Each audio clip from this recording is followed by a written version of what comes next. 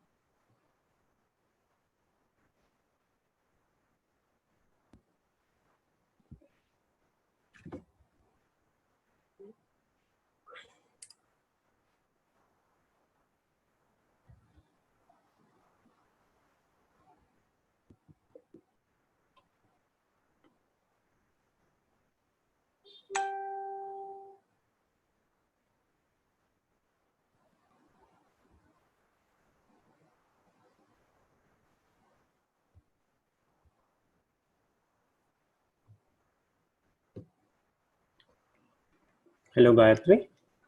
Hello. Mr. Eksath, I have a question to clarify. Hello, Gayatri. Hello, can you hear me? Yes. Now I can hear you. Yeah, I have a question to clarify. Yes. The question is now, say now in a particular organization, if they impose a minimum wage, so is it a corporate level strategy or functional level strategy? Minimum level salary for whom? For workforce or? For the entire organization? You can't technically do that, right? Okay. I think only to a level you can do it. Right. Say, we'll say means if it's now for example the organization that I work, Brandix, now it's a manufacturing led organization. Yes. So by law there is a minimum wage that we have to do, but that is I think something about 13,000 or 14,000. Okay. But our salaries are for the machine operator staff or machine sewing associate staff, it starts at around 18,000, 17,000 onwards. So we are 3,000-4,000 up from the basic ones, right? Okay. So that is actually not a operational level strategy. That is coming from the extreme top. Okay. Right. It's a corporate level strategy. Okay. So meaning we say, for example, a minimum wage. Now, if you take US and all, there is a minimum wage that is governed by the government itself, right? Okay. I think $12 per hour or $11 per hour or something like that. So to abide by it is actually a corporate level strategy. Okay. Right. Okay. I understood. Right. Thank you. Because sometimes you can't, I mean, I think in US and all, even in UK, if you find out, if you get caught, penalties are severe. Okay. Right. Okay. We'll say you're a retail company, like you're selling some certain things on the retail sector, maybe we'll say books or perfumes or we'll say furniture or whatever. You don't sell, you don't pay your minimum wage, and if guys get together and complain, they can Yeah. even cancel your trade license, meaning your existence is is a question mark. Then Okay. you can't operate even under a different name. You can't operate. They can cancel you for about 1 hour, 1 year or 2 years or something like that. Okay. Right. Okay. All right, Thank you. Okay. no problem. Shall we start with questions for lesson 5 then, and then we'll get to then we'll wait it for about 5 minutes, and then we'll get into lesson 9, the balance part. Okay. Right. You can see my screen, or Still I can't see. still you can't see? Okay.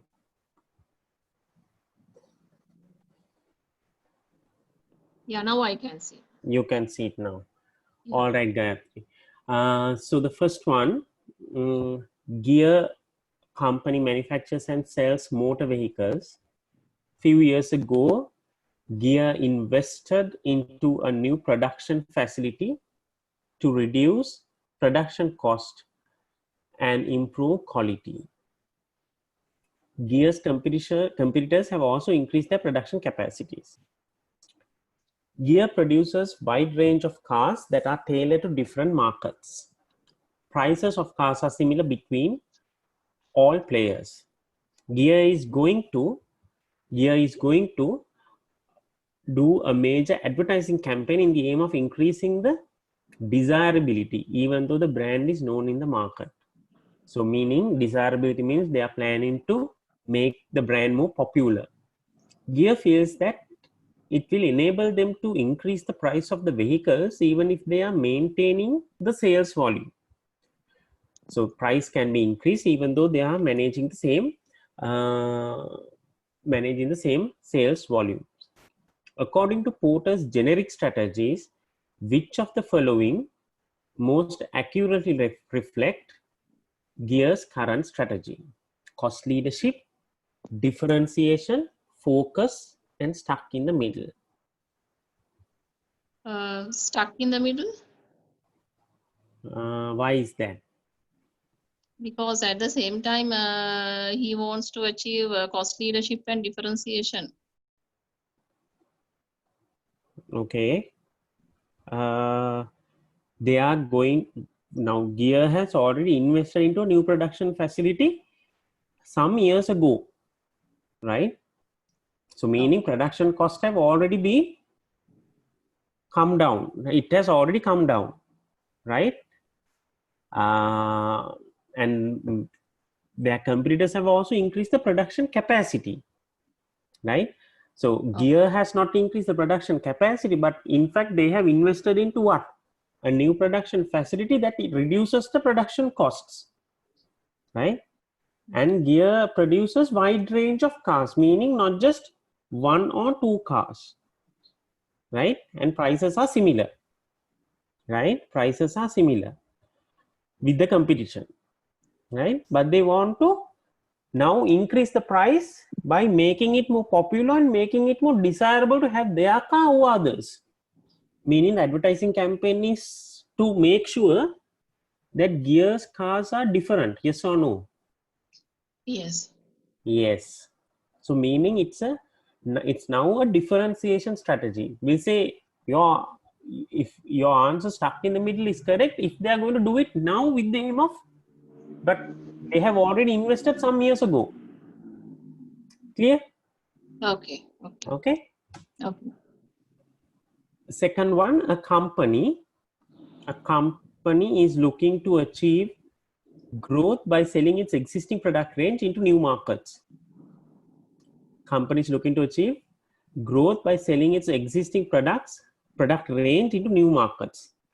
According to Ansoff, what type of strategy is the company pursuing? What is the strategy? It's market development. Market development. Yes, this is the answer. Market development. Flinding PLC number 3 is a business that sells range of household furniture, sofas and beds through its nationwide network of stores. Flinding PLC started a new TV advertising campaign recently offering discounts to customers if they spend more than a certain amount in one of its stores. They use TV as a regular medium of advertising. What is the strategy? Market development, market penetration, product development, related diversification. It's market penetration. Market penetration. Why is that market penetration is the correct answer? Existing product. Yeah. Existing market. Existing market. They want to sell more units. Penetration means you're going deeper into the market. How are they trying to go deeper into the market? They are offering a discount. Look at this area, offering a discount, meaning they are not offering a price saying something like this discount is different. This discount is different means you're not telling okay 10% off on the sofa. No, they are not saying that. In fact, what they're saying is if you spend more than a certain amount in one of their stores, meaning anything, any product, if you spend if you spend 10,000 rupees on a store, you will get 500 rupees off, something like that. So meaning again, as with the first question, they are enticing the customer to come and spend more, meaning increasing the desirability. Number 4, write whether the following statement is an advantage or disadvantage on internal development, organic growth, right? So meaning there are about 8 statements in question number 4, whether these are advantages or disadvantages. Burden of risk associated with a strategy. Is it an advantage or a disadvantage of organic growth? Advantage. Burden of risk. Burden of risk. Burden of risk. What is organic growth, Gayatri? What is organic growth? So internally, they want to increase their production capacity. Production capacity. It's not only production capacity. When you say organic growth, it doesn't mean production capacity itself. No point increasing production capacity if you can't sell more. So you're increasing your market share, right? You're taking loans to a minimum level, but you're repaying it from your profit from operations, right? You have, if or in a second phase of it, you might not have loans, but you're not giving a lot of dividend to the shareholders. You're reinvesting again into the business, your retained earnings. You declare a small amount of dividend, but majority lion's share of the profit you are reinvesting back into the business, right?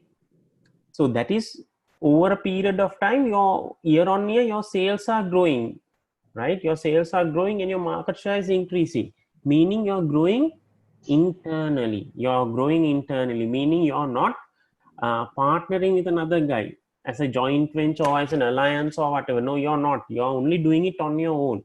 But when you do it on your own, there is the risk of doing it alone, meaning your risk is not shared. Therefore, it's a disadvantage. Burden of risk associated with the strategy is a disadvantage. Okay. Number two, developing a new product allows the company to understand the product and its market. Developing a new product allows the company to understand the product and the market. Advantage or disadvantage? Advantage. Advantage, correct. Number three, maintaining corporate culture. Maintaining corporate culture. Advantage or Advantage. yes, again advantage. Why? Because you are not merging with someone else. If you merge with someone else, you have to adapt to their cultural practices as well. But in this case, you can be maintaining your own. You can be maintaining your own culture or the culture that you had already. Correct. Barriers to entry. Barriers to entry with organic growth, whether it's an advantage or a disadvantage. Disadvantage. Barriers to entry is a disadvantage. That's correct. Level of disruption to existing businesses. Level of disruption to existing businesses. Existing business. Disadvantage. Now, when you are organic growth means what? Organic growth means you're doing things on your own. When you're doing things on your own, even if you get disrupted, that is for your business, but and you know how to manage it. But if you're doing it with someone else, it's a disadvantage. So level of disruption even for your own business when it comes to new product development or new market development is still an advantage. Okay, Okay. is an advantage because the reason why is that because you're doing it on your own and you know your product and you know your markets. Okay, you know your manufacturing. The know-how lies within you. Time taken to get to the market. Time taken to get to the market. And organic growth. Time taken to get to the market. Disadvantage. Yes, correct. Disadvantage. Because if you're doing it with someone else, you can do it easily. You can do it easily. Right?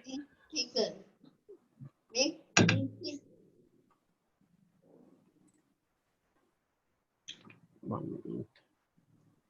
Hello, Hasini. Hello. Hello. Hello. Yes, sir. Hi. Hi. After a long time. I have got a few minutes late here. Okay. So we are doing the questions for lesson 5 before we go sure. into the lesson 9. So keep Okay.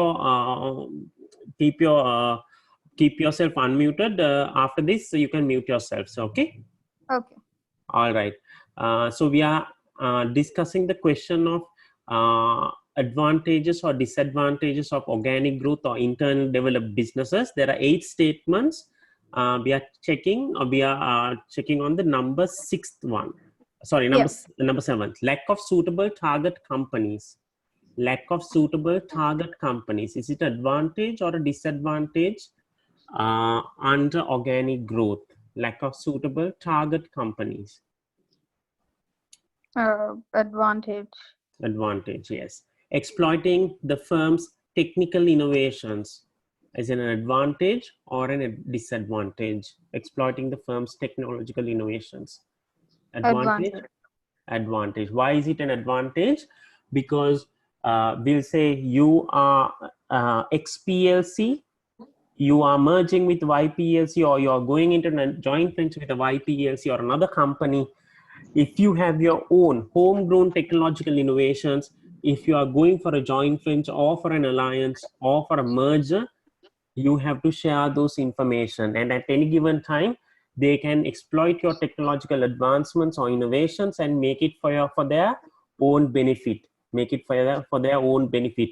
Or when you merge, you will have excess of resources.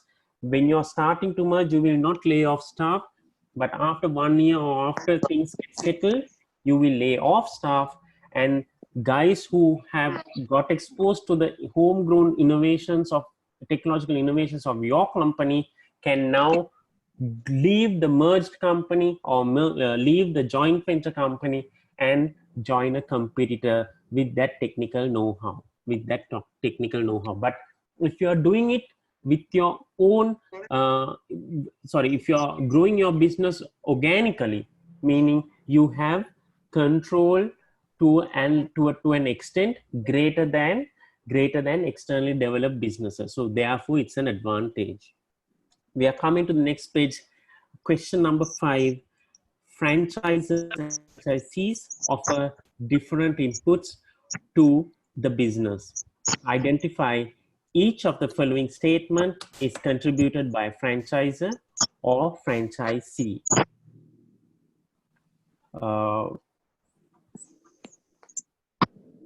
Payments for rights and support services. Payment for rights and support services. Is it done by franchisee or is it done by franchisor? Gayatri? Franchisee. Franchisee, yes, correct. Franchisee. Payments for rights and support services, franchisee. Capital, personal involvement and local market knowledge, franchisee or franchisor? Franchisee. Franchisee again. Support services, example, advertising, research and training, franchisee or franchisor? Franchisor. Franchisor, correct. Name and associated goodwill. Name and associated goodwill. Franchisor. Franchisor. Day-to-day operations. Franchisee. Yes, franchisee. So day-to-day operations is a clear responsibility of the person who's undertaking the franchise. Systems and business methods, business strategy, and managerial know-how. Franchisee or franchisor? Franchisor. Franchisor, correct. So any McDonald's outlet will have the same order management system for customer orders. Standardization in terms of advertising material. Yes, it can have a singular language in Sri Lanka or a Tamil language in Sri Lanka, but it has to have standardized fonts, standardization in terms of fonts. It needs to have standardization in terms of sponsorships. It needs to have standardization in terms of promotions. Now, if you take McDonald's, if you are doing promotions more than 3, unless otherwise within a given month, unless otherwise you're just 5 years into operations, you must take special approval, because you're giving a bad impression about the brand to the world at large, saying that, look, we are offering more and more discounts because our products are not selling, right? Something like that.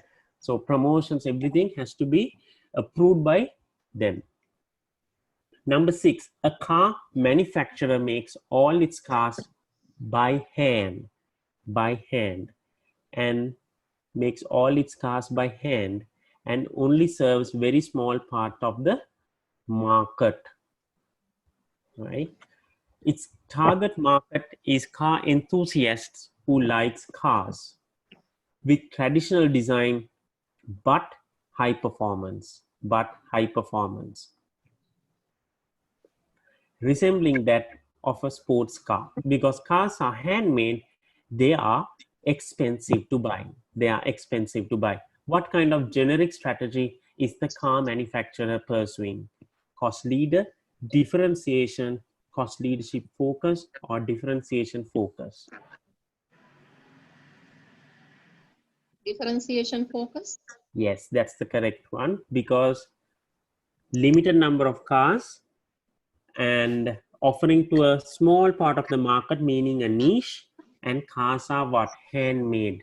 Traditional design, but with high performance, right? Meaning, now traditional cars means what? Traditional cars means performance is not that great, but these are traditional design only, but with high performance. So it's a differentiation focus. The answer is correct.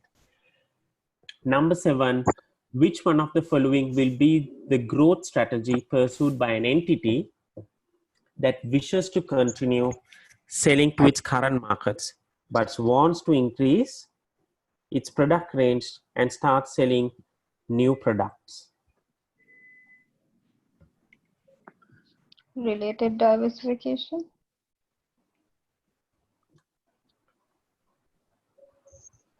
No, this which of the following will be the growth strategy pursued by an entity that wishes to continue selling to its current markets, but wants to increase its product range and start selling new products? Product Answer lies here.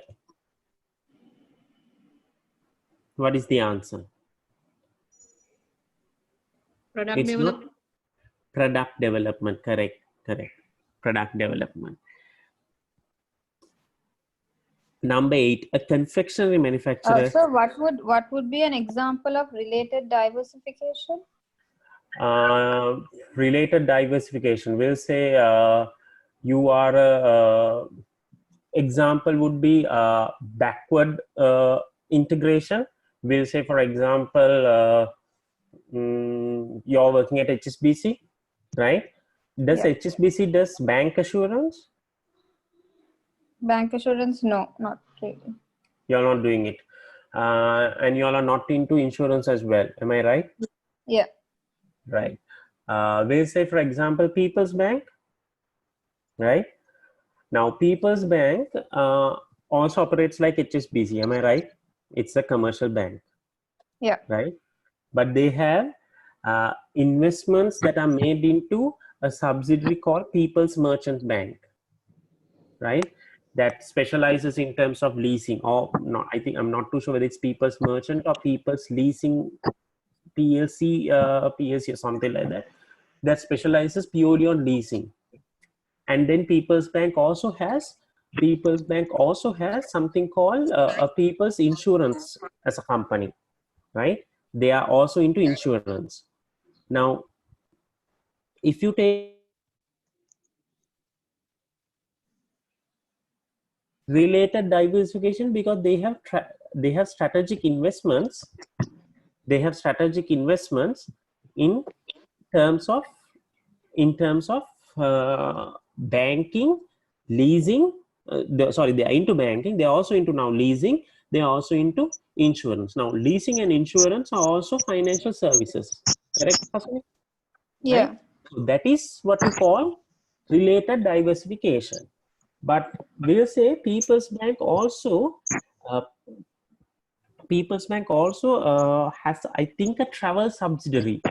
I'm not too sure whether it's still there, but for sure Bank of Ceylon has a travel subsidiary, right? BOC Travels or something like that. Now that is unrelated, right? That is unrelated. Now if you take John Case, it's completely unrelated. They are into so many businesses. No, my question is Related. like, yeah, sorry. My question is like, for example, something like insurance is another, insurance leasing are, again, like you mentioned, it's financial services, but they are also within the same industry, right? It's also, in the sense, it's another product that's provided to the same market. Like, so in that case, my question is how come that is not product development in that case, if they are looking at a new product to offer? We'll say on now what you want to say is that now why not it's a product development, Yeah. why it's not a If product because development, why it's a diversification, right? Yeah. Now Yeah. product development happens when you're in the same business, right? We'll say for HSBC in the same business, and HSBC operates as a HSBC bank, and Yeah. you are also providing leasing, if I'm not mistaken. Right? Yeah, we stopped that, but that's exactly my question. Like, for example, if you look at HSBC and in other markets, like here the market is too small, so we don't have insurance per se.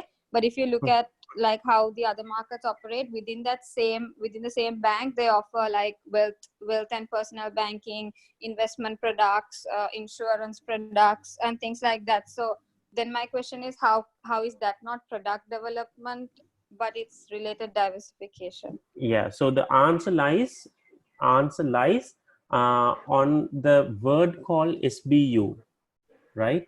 HSBC operates lease. We'll say, for example, HSBC is operating leasing or doing leasing, Yeah. right?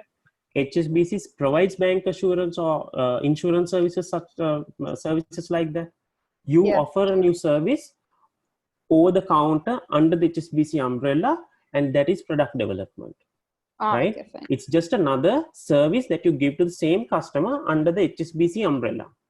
But if you take People's Bank, if they are doing it as a specialized, okay, for leasing, we do give leasing from People's Bank, but there's a specialized leasing company under us that is called People's Leasing Company. Now, that is the diversification. Okay. It's not over the counter of People's Bank, it's something else. Now, anyone who can come into People's Bank can also say, hey, look, I want to go to worship Buddha Gaya, and I want to go to Damadeva, etc., like that, because People's Bank does a lot of Buddha Gaya pilgrimages from Sri Lanka, right? Now, whoever who comes to People's Bank, obviously there is a separate, I mean, they are under the same flow or under the same roof, but the unit is different. It's a different company, People's Leasing or something like that, right? Well, sorry, not People's Leasing, People's Travels or something like that. But it has a separate management, and the objective is to penetrate the market in terms of travel, right? But it's unrelated. Clear? People's Bank may also have a SBU within their main building for insurance, but separate P&L, separate company, separate entity. Clear or not clear, madam? Yeah, got it. Okay, all right.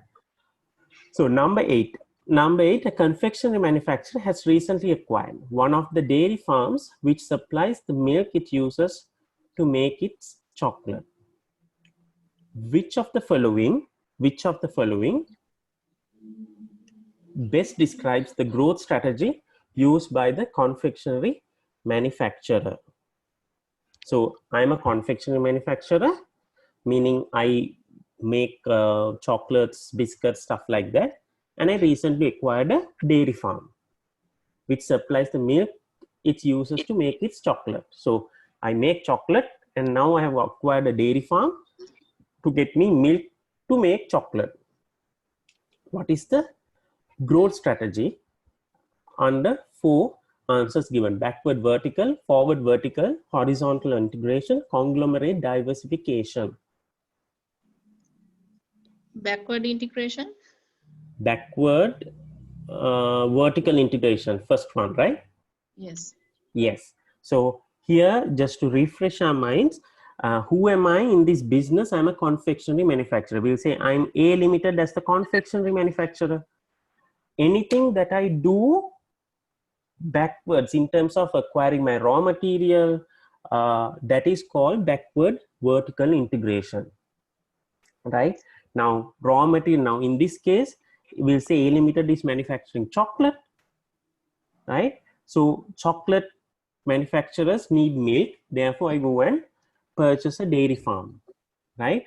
But I can't just sell raw chocolate. I have to kind of wrap it and give it to the customer. So if I purchase another packaging company that does chocolate wrapping, etc., right, stuff like that, maybe aluminum foil or a paper company that does the chocolate attractive chocolate boxes, all of it comes under backward vertical integration, right? Backward vertical integration.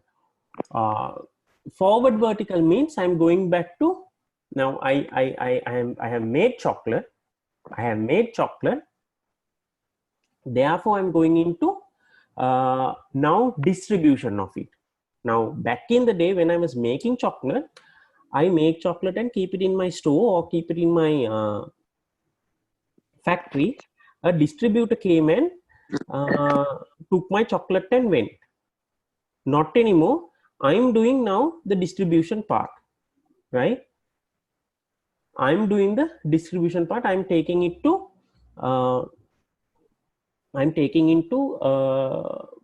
supermarkets. I'm taking into small retail shops. I'm taking it to we'll say carnivores. I'm taking it to things like we'll say church stalls or religious places will have certain activities. I will be selling there, right? I'm also looking at exporting stuff, right? And for that I take another logistics company that does exporting part of it. Now all of this is also all part of forward vertical integration. Conglomerate diversification is a company being like John Keels. You're into all sorts of things, shipping to tea to rubber to hotels to air, travel management, all of it. Horizontal integration means I'm increasing the production of goods at the same time of the supply chain, right? I'm making chocolates. I'm also going into different other, I'm acquiring some of the raw materials, and I'm also making certain other sweets or confectionaries, right? See how it differs from one to another. We are coming to question number 9. Which of the following are possible disadvantages over management and market strategy? Disagreements between venture partners over management and market strategy. Profits have to be shared among venture partners. Confidential information about the partners could get shared between them. So we are talking about 3 statements are given. What are the possible disadvantages? Is it A and B, or A and C, or B and C, or everything? What are the possible disadvantages?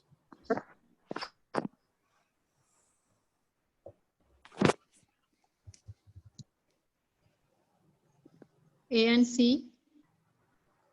A and C. So A is correct. Disagreements between venture partners or management and market strategy, because in a joint project you have at least 2 or 3 people. All 3 of them can have 3 of them can have 2 views, 3 of them can have 3 views, right? Will be difficult to kind of get into a consensus when it comes to decision making. So A is a correct answer. B, profits have to be shared amongst the venture partners. Again, it's a disadvantage, possible disadvantage. Why is not a C a disadvantage? Even C is a disadvantage because you have to share your trade secrets, your best practices with others, right? Meaning you must face the risk of exposing your best practices with other venture capital, other joint venture partners. Meaning answer is everything, or answer is all. All is the answer. Number 10, the last one. Which one of the following is not a valid advantage of acquisitions as a method of growth? Which of the following is not a valid advantage of acquisitions as a method of growth? Speed in providing access to resources and competences. Potential for cost savings from economies of scale. Avoiding the problems of cultural change associated with organic growth. Avoids potential barriers to entry into new geographical market. You must select what is not the advantage. So there are 3 advantages and 1 disadvantage. What is the answer?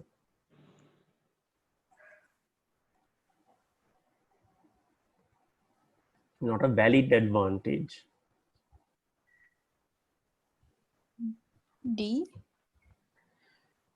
D, avoids potential barriers to entry, right? No, because it actually helps when you're in acquisition. It actually helps you. If you could remember, even in the note I have given a snapshot of how many banks have acquired startups. How many American banks have acquired startups? American as well as European banks have acquired startups. Why are they acquiring startups? Not because they want to be in the technological playing field, but they want to acquire that technology so that they can fast forward the consumer reach, because consumers are now more technological savvy.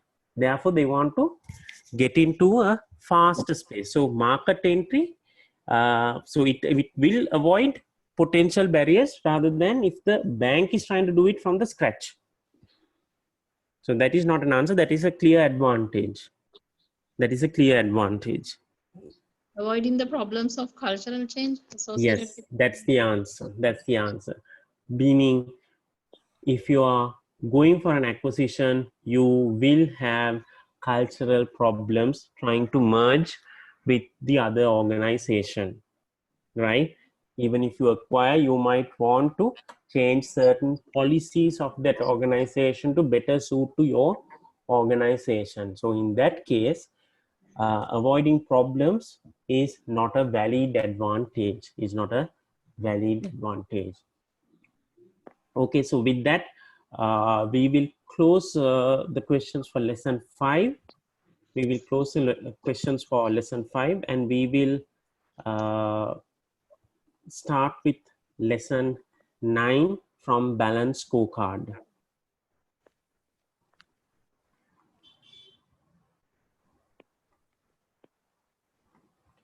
Okay, you all can see the screen.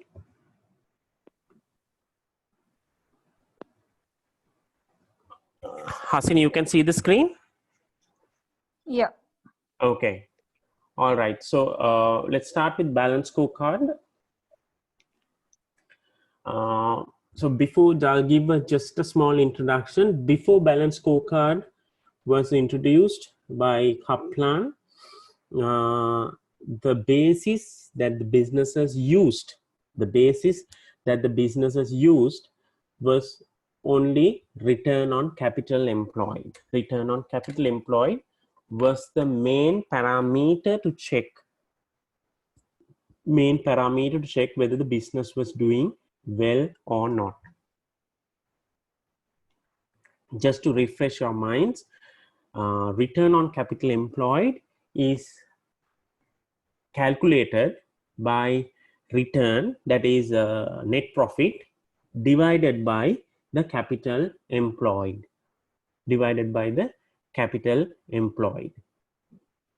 If both of you all can quickly unmute yourselves, I want to explain something by asking a simple question. If both of you all can quickly unmute yourselves.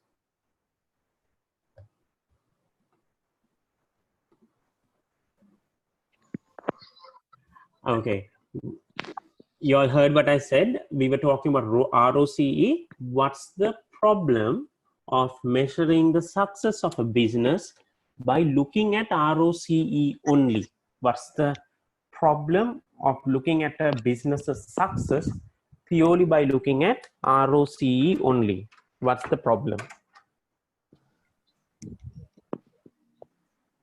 It doesn't look at the non-quantitative figures or rather the qualitative aspects of.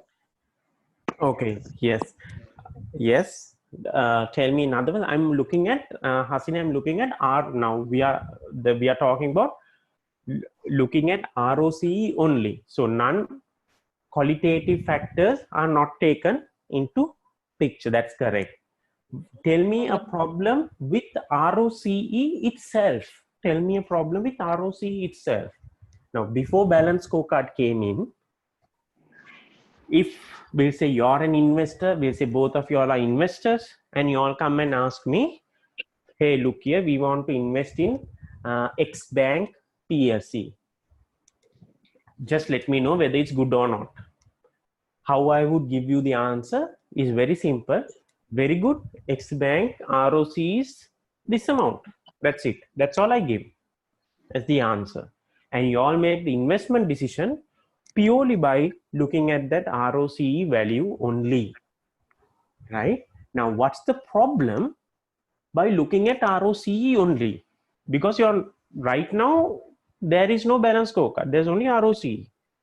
What's the biggest problem by looking at ROCE only? Liquidity doesn't. Isn't considered non-market factors? Yes. So what something related to what Hasini said. So non-qualitative or non-numerical factors are not taken into place. That is correct, right? But what I'm asking is, what is the problem of ROCE itself? But we were used to, even the accountants used to look at businesses purely because of ROCE, purely at ROCE and make the decision. The problem of ROCE, yes, go ahead. The liquidity piece is not considered, like whether the cash out can actually be made on the. More than that, Hasini, what the innate problem of ROCE was, if you look at the equation of ROCE itself, what is that? You're looking at the return. What is the return? Can be net profit divided by capital employed, right? So your numerator is profit, denominator is capital employed. Now, if you look at your denominator capital employed, that is a very bogus number, or that is a false number. Why am I saying that? If you look at your capital employed takes into account equity and whatever the other fixed assets that you have. Now, if you take your fixed assets, we'll say you have machinery, your machinery will also go for a what? Depreciation, meaning you will only put the net book value or the active value of your assets. Now, most of the assets, there are assets like that, there are assets types like that, but most of the assets you have to keep on reinvesting on new assets over a period of time. We'll say you're a manufacturer of fabrics. Probably you can have long-standing assets for 15 years, 20 years, but most of the companies will have machinery that will be fully written off or will be obsolete after maybe after 7 years, 8 years, or 10 years time period, right? Based on the accounting policies of our organization, you can write off these assets even after 4 years or 5 years. For example, you're evaluating two companies, right? Both the companies have started in the year 2010. Both the companies are manufacturing a particular product.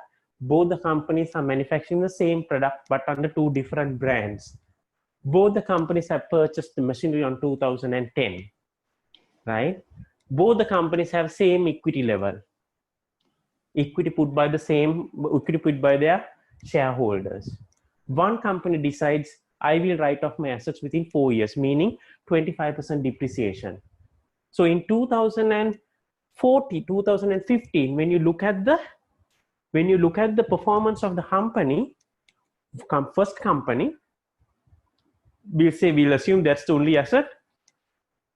The denominator is what? Only the equity, because the asset is fully depreciated. If your equity is 100, asset is 0 because it's fully depreciated. Now, second company says, okay, I will depreciate my assets in 5 years time. In the year 2015, when you look at the balance sheet, you have equity of 100. We say the asset was also 100. You have a net book value of 20. So divided by 120, capital employed is 120. We'll say the company has the same amount of profit. We'll say 1000. In the first company, 1000 divided by 100. I get an answer of 10. 1000 divided by 100, I get an answer of 10. That is, first company's ROCE is 10. second company's profit is also 1000 divided by 120. ROC is 8.33. And we decide a first company is better because ROC is 10. Every rupee that you put to this company as capital employed, they will generate a return of 10 rupees, but the second company will only generate a return of 8.33. But technically, answer is flawed. Answer is a bogus answer. Answer is not exactly correct because it's based on an accounting policy. Now, both the companies have done accounting correctly. No one has cheated. No one has cheated, right? One company decides I can do it by 4 years. Another company decides I can do it by 5 years. No one is making it a 4 year to 40 years. Not 1 year. One company says, okay, I'm going to do it within 4 years. And another company says, oh, I'm going to do it within 40 years. No. Now see how ROC is a kind of a false alarm for the investors. But that's what was used to be. That's what was used to be. Hence, Kaplan decided, okay, let's look at not only the financials. We understand financials only give a distorted figure. Let's look at, according to what Hasan and according to both of you all said, what non-financials also, and how the non-financials also contribute. Meaning, previously, before balance scorecard came in, all of us as investors purely looked at, or as financial administrators purely looked at financial numericals. But now you look at financial as well as non-financial information prior to making a decision, right? Hence, that's why balance scorecard is such an important topic when it comes to investor decision making. So let's look at, you all can mute yourselves. Let's look at what balance scorecard is. Businesses need to monitor both financial and non-financial performance measures linked to key areas of performance. Most popular technique in doing so is the balance scorecard. Balance scorecard seeks to translate vision and strategy into objectives and measures and focuses on 4 different perspectives. So I'm going to highlight this part. Seeks to translate vision and strategy into objectives and measures and focuses on 4 different perspectives. So let's look at what are these 4 different perspectives. So vision and strategy is in the middle, how we translate into 4 perspectives. We'll look at the first one, financial perspective. How should we create value for our shareholders to succeed financially? Covering traditional measures such as growth. It can be sales growth, profit growth, profitability. It can be profitability profitability as whole, or it can be profitability per unit level, shareholder value, with measures set through talking directly to the shareholders, right? So we are talking about companies' growth, and we are also talking about companies' profitability directly to shareholders, addressing the shareholder value that is generated. Internal business perspective. What business processes must be excelled at to achieve financial and customer objectives? Meaning, I must make sure that my business processes are intact to make sure my objectives of financials and customers are achieved. Number 3, customer perspective. To achieve our vision, how should we appeal to our customers? How should the market at large look at us? Okay, I am Coca-Cola. How does the market at large looks at me? am I the most loved drink or carbonated drink in the world, right? How do they want to value me or see me from a naked eye? What do new and existing customers value from us? For example, a kid who's going to be turning 9 or 10, what does he think about my product, Coca-Cola? Is he more attracted to my product, or is he attracted to other products or competitor products, right? So that's the customer's perspective. Next one, or the last one, innovation and learning perspective. How can we continue to create value and maintain the company's competitive position through improvement and change, acquisition of new skills, development of new products, innovation and learning perspective. So here, research and development, or research and development into different product concepts, innovating into new manufacturing technologies, innovation towards how to serve the customers. It can all come under innovation and learning. It also, training and development will also come here. For example, you are a company that sells a particular product or a particular service, like we'll say, for example, Dialog Telecom. What should we as Dialog Telecom offer from our customer service? It can be a training budget. Continuously, month on month, there will be small trainings for our customer service team to motivate them, to give them finer tips to make sure that they serve the customers. Sometimes some of the customers can be angry, some of the customers can be irritating, but how can you balance your nerve and address them in terms of their problems and make them or convert them into a happy customer? All of it comes under this. We'll come to the bottom of it. It also means of communicating mission and strategy and using measures to inform employees about the key drivers of success. Meaning, balanced scorecard is a method of communication internally to the employees. Let's look at the balanced scorecard again.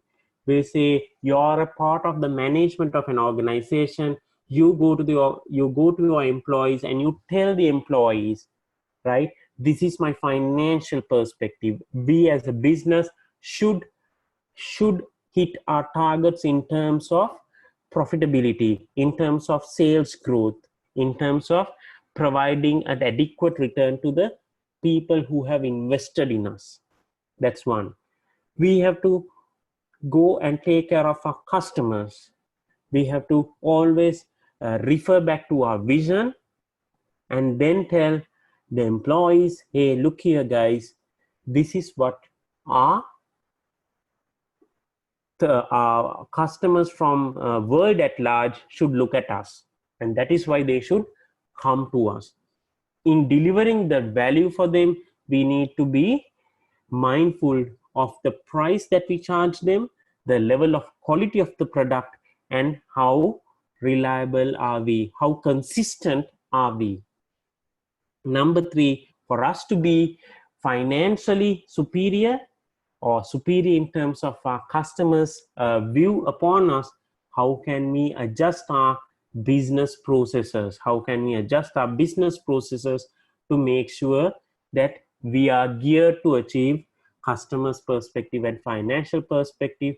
And also looking into the future, how can we look at innovation, research, and how can we train ourselves? How can we be better individuals or a better company to make sure that we produce world-class products, we produce certain product extensions, new product development, we come up with new concepts so that we stay relevant to the business, to the customer's world. We stay relevant to the customer's world in the name of a business entity, right? See how clearly you can tell or you can communicate your organization's objectives, vision and objectives through this balanced scorecard.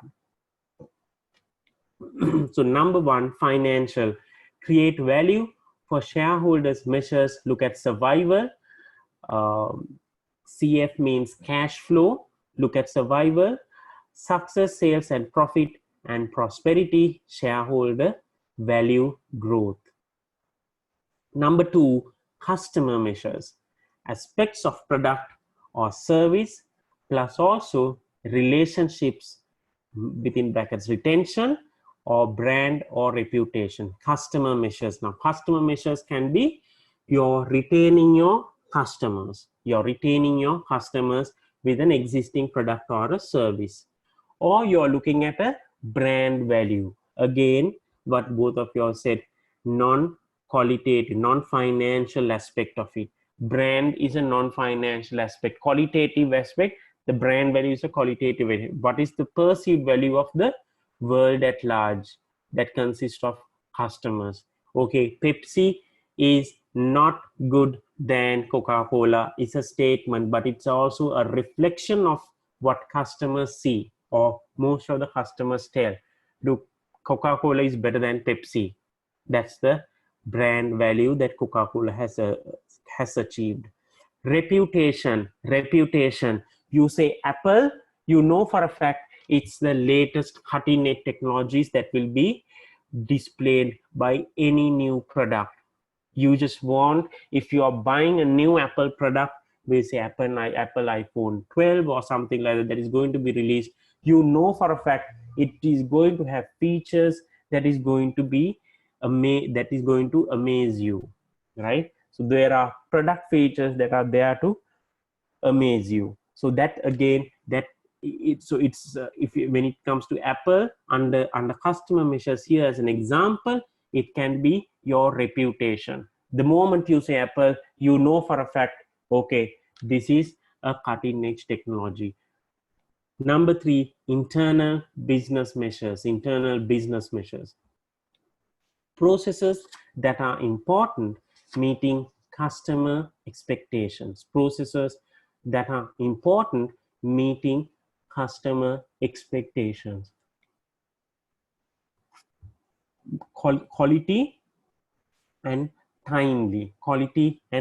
For example, we said in the graph as well, in terms of internal business measures, we have to make sure how does our business processes, internal business processes, make sure that we achieve the expectations of the customer and also achieve the financial perspectives. We are providing, on a consistent basis, a quality product, right? And making sure that we retain our customers. It is for sure and short, we are making sure that our customers are staying with us, meaning we are making a list of repeat customers coming and buying the product over and over again from us, right? Meaning you have a fixed consumer base for you. Last one, innovation and learning, improving key internal processes and creating value for customers. You're innovating. It can be innovation to links to a new product development, or a new process development, or a development that will cut down your manufacturing lead time, or a development that will make sure that you deliver the product to your customer faster. All of it comes under this, and thereby creating value. Let's look at features and benefits of balanced scorecard.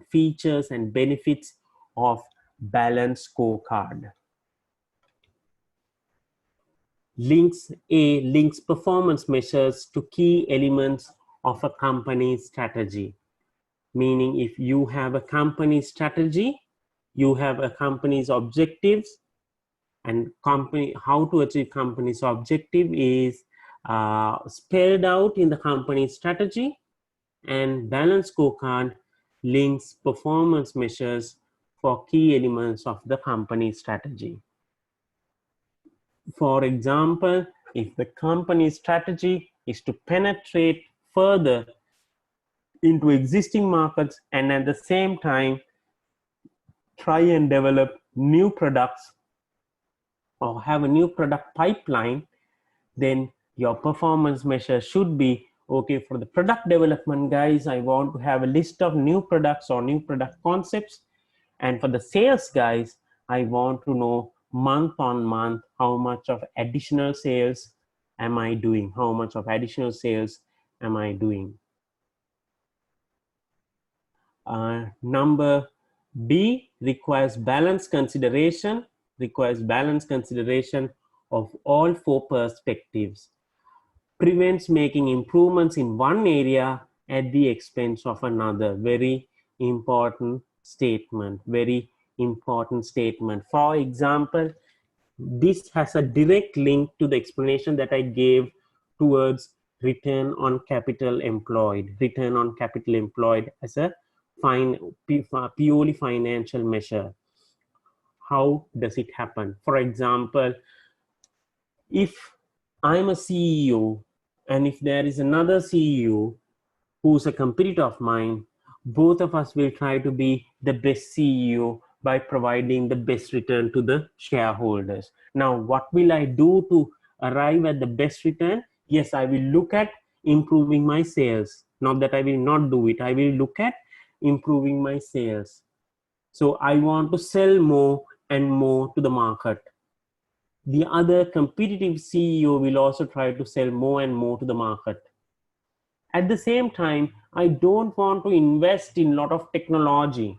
I don't want to invest in new machinery. Why? Because I'm going to add value to the denominator, that is capital employed. My balance sheet is going to be heavy in terms of new investments to assets. I don't want to do that. Similar for him, he doesn't want to invest in a lot of manufacturing assets.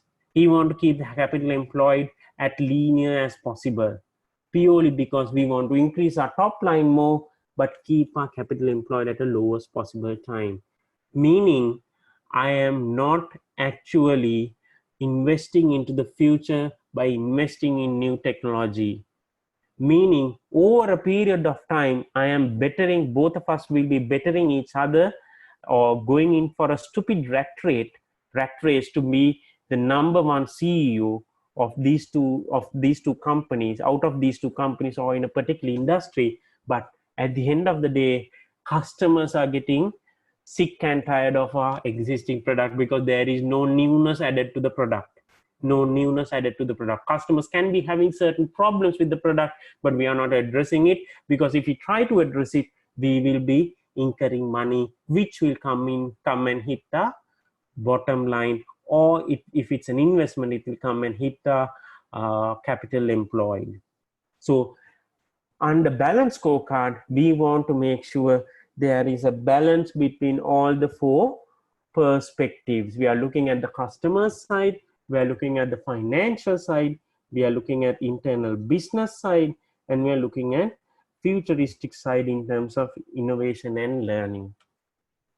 Number C considers both financial and otherwise measures and goals, and also both internal and external factors. Very important point. Considers financial and otherwise, internal and external. Financial and otherwise, internal and external. Financial and otherwise means we are looking at financial anyway. Otherwise means we are looking at internal business processes, we are looking at innovation and learning. Internal and external means we are looking at financial internally, we are looking at internal business processes, which is again internal. We are looking at innovation and learning, again mixed of internal and external. And when you are looking at external side for customers, we are looking at customers, which is completely external.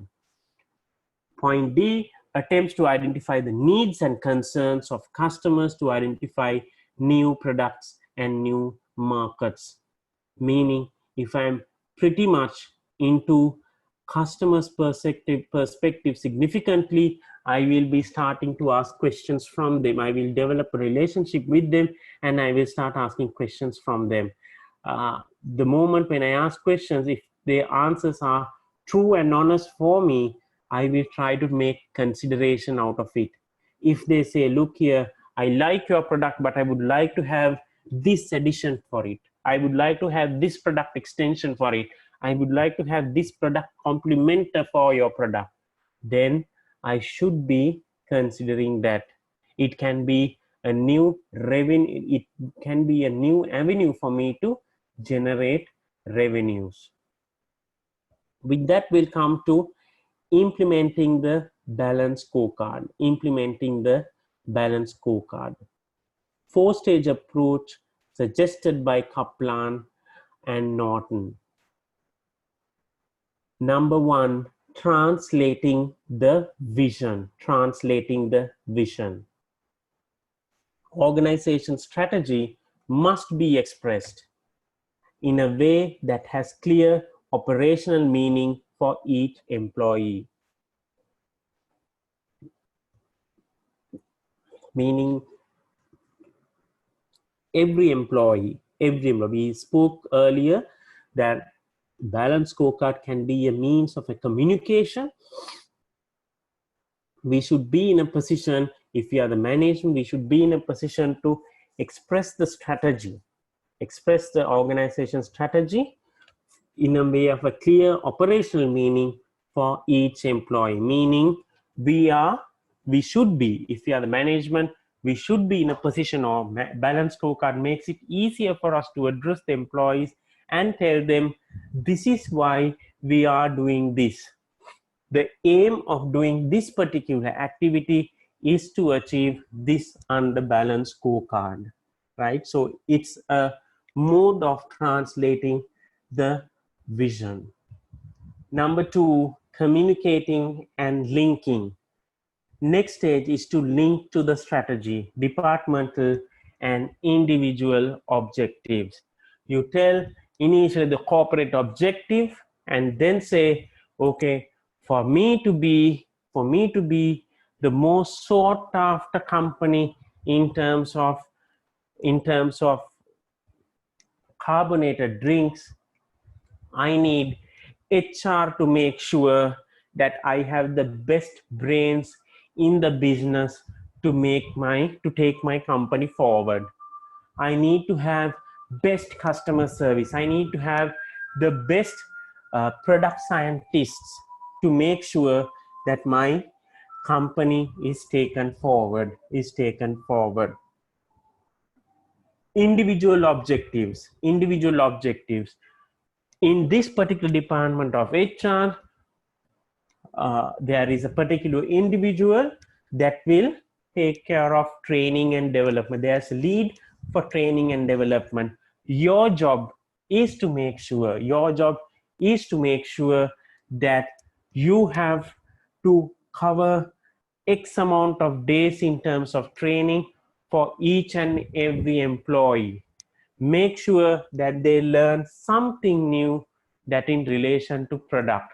It can be, you can be a finance person, but you need to know what is the Coca-Cola's product, right? That can be an individual objective of a person with a job role within Coca-Cola. Number 3, business planning. Integrate business plans with financial plans. Integrate business plans with financial plans. Balance scorecard is used to prioritize objectives and allocation of resources in order to make the best progress towards strategic goals. For example, we can, if we are Coca-Cola, we can have a corporate-wide objective of to say our market share globally is 55%. We have to be at 65% by the end of 2023. We can demarcate it for certain regions like Asia or Asia Pacific, Australasia, Russia, Middle East, South America, North America, EU, Central Asia, something like that. And then we can see, okay, for this particular area, geographical segment, we need X percentage of sales growth. And that X percentage of sales growth is to be achieved by the means of this.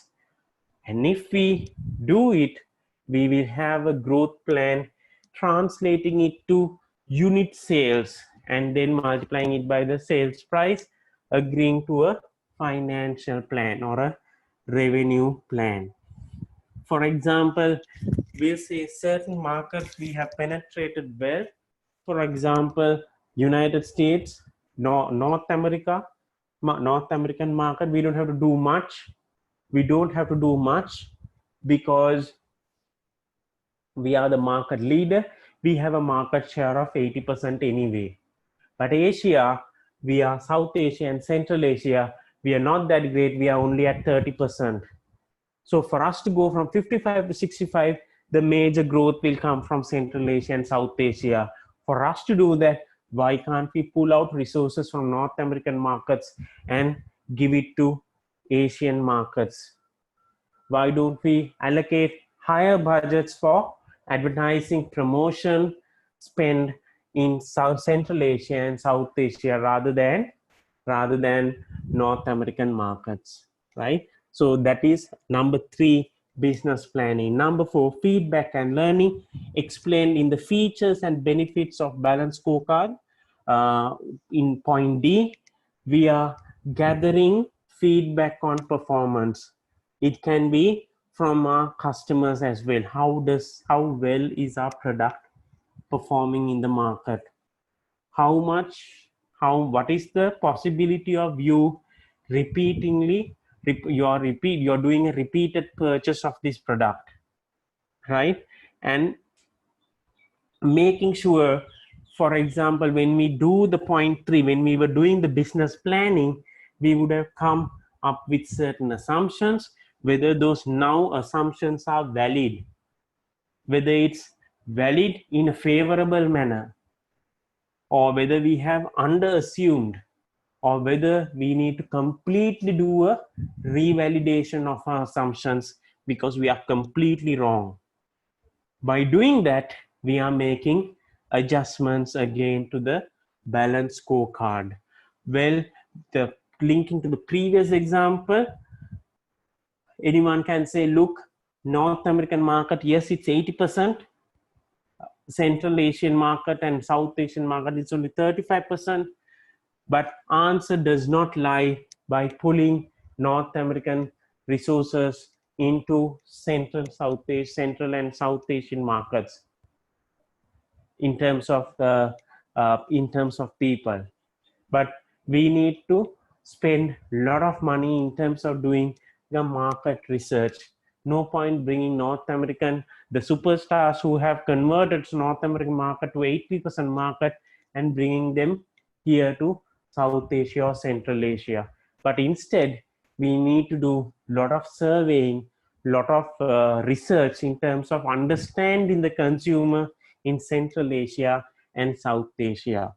And thereby, from that point onwards, try and market our product in relation to that consumer rather than just copying and pasting what we did in North America. So your success in North America cannot be duplicated because it's a completely different market. We need to learn it in terms of understanding the market segments. So those are the 4 stages of implementing the balanced scorecard. So relation to those 4 steps, let's look at what are the steps to set up a balanced scorecard. Steps to set up a balanced scorecard. Let's look at this. Let's look at these steps. Identify critical success factors for the business. Identify critical success factors for the business. Now, for my business to generate value, what should I do the best? What should I do the best? meaning what are the success, what are the factors that are critical for me as a business, what are the factors that are critical for me as a business. So identification of those is the first step. Number two, identify key processes that lead to these outcomes. Key processes that leads to these outcomes. Now, this balance scorecard can have a relationship on this particular step.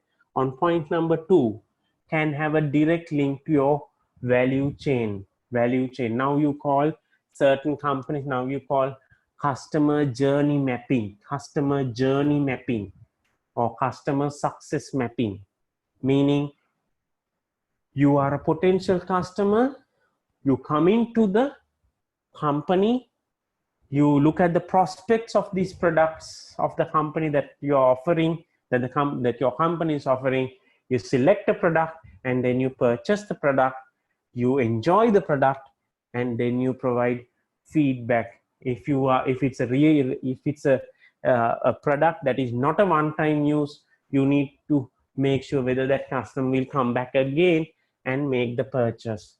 Or if it's a one-time use like a annual subscription or a lifelong subscription or something like that, then whether that customer tells about you to others, about your product, about your company to others, right? What is called, again, linking to a tool called Net Promoter Score. Out of 10 people, sorry, out of a scale of 0 to 10, how well will you tell about your company or your product to others, right? So what are these key processes, either through a value chain, either through the key steps? What are the key processes that will lead to these outcomes or critical success factors? Number three, develop KPIs for these processes. So you identify the critical success factors as step number one. Step number two, you identify what are the key processes for those. Number three, you identify, I need to measure my performance, whether I'm doing this particular thing correctly or incorrectly, or whether I'm just at a satisfactory level. For me to do that, I need to make sure what is my KPI, what is my key performance indicator, what is the standard benchmark. Okay, customer complaints should be dealt within 24 hours. If a customer comes and complains to you, you will rectify it within 24 hours. Now you go over a period of time operating like that, and then you decide, okay, 24 hours is okay. All my customer service teams are making sure that it's done within 24 hours. Now can I push it forward for 16 hours or 12 hours, something like that? Making sure that I might not tell it to the customer, I might still tell to the customer I will be doing it within 24 hours, but internally I'm making sure that I will achieve that feat within or less than 16 hours or less than 12 hours, making sure my KPIs are now more superior, or my KPI of customer rectification of customer complaints are now rectified less than 24 hours, meaning I advertise saying that all your queries will be advertised, or all your queries will be attempted to and rectified within 24 hours, but instead we always tell the customer within 5-6 hours it's done, meaning I'm understating and overperforming so that it gives a wow factor to the customer, Develop reliable systems for capturing the data required to measure KPIs, because if I don't know linking to the thing that I said, if I don't know whether I'm delivering all the customer complaints within 24 hours or not, I should not be in a position to make a call if I don't have data. So I will collect data for that. And then number 5, develop a mechanism for communicating and reporting KPIs. Maybe it can be a weekly report, maybe it can be a daily report, or maybe it can be a monthly report. More frequent you are reviewing the report, more quickly or easily you will achieve your desired standard. By the way, it's 24 hours or less than 16 hours or less than 12 hours to resolve a customer's complaint. Last one, develop improvement programs to ensure that performance improves as expected. Develop improvement programs to ensure that performance improves as expected. So this has direct links towards internal business processes and also has a direct link towards innovation and learning, because we are correcting our processes. That is why we are implementing improvement programs, and also we want to improve the performance, meaning we want to learn by our mistakes. If we have done something wrong, we want to learn by our mistakes and better ourselves for the future, so that we reach closer towards the standards that we set, So that concludes Balanced Scorecard. Please read it over and over again, at least for 3 times. This is again a pet area. This is not only taught in CIMA, in most of the MBA programs or bachelor's programs, CIM, other accounting qualifications such as Chartered or ACCA, this is taught, because this, if you are in a C-suite position, you will have a helicopter view of the organization. You will not go into nitty-gritties of data, but you will look at a company's Balanced Scorecard and try and gauge whether the company is positioned well or whether the company is not positioned well.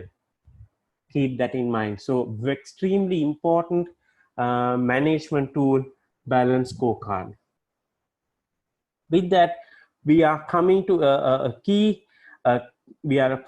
another key model called performance pyramid, introduced by Lynch and Cross in 1991. Another key tool to measure performance of a business. So here we are looking at performance pyramid. Looks at a range of performance measures,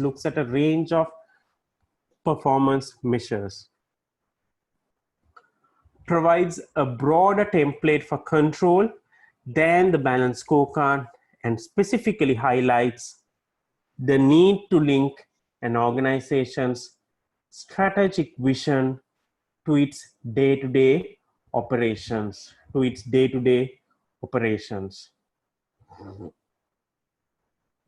Let's look at the graph. We will start from the vision. And there are 9 dimensions of the pyramid. We have 3 layers for those 9 dimensions. 3 layers are business units, business operations, and departments. And we have operations, that is the underlying foundation for the performance to happen. Without your operations, you will not have anything coming out. It can be manufacturing operations or it can be service operations, but an operation has to take place for a business outcome to achieve. And then you have internal factors and external factors. So let's go to the top again. When it comes to business units have to make sure that market satisfaction is there, or customer satisfaction is there, and financial measures are achieved. Financial measures are achieved. At business operation level,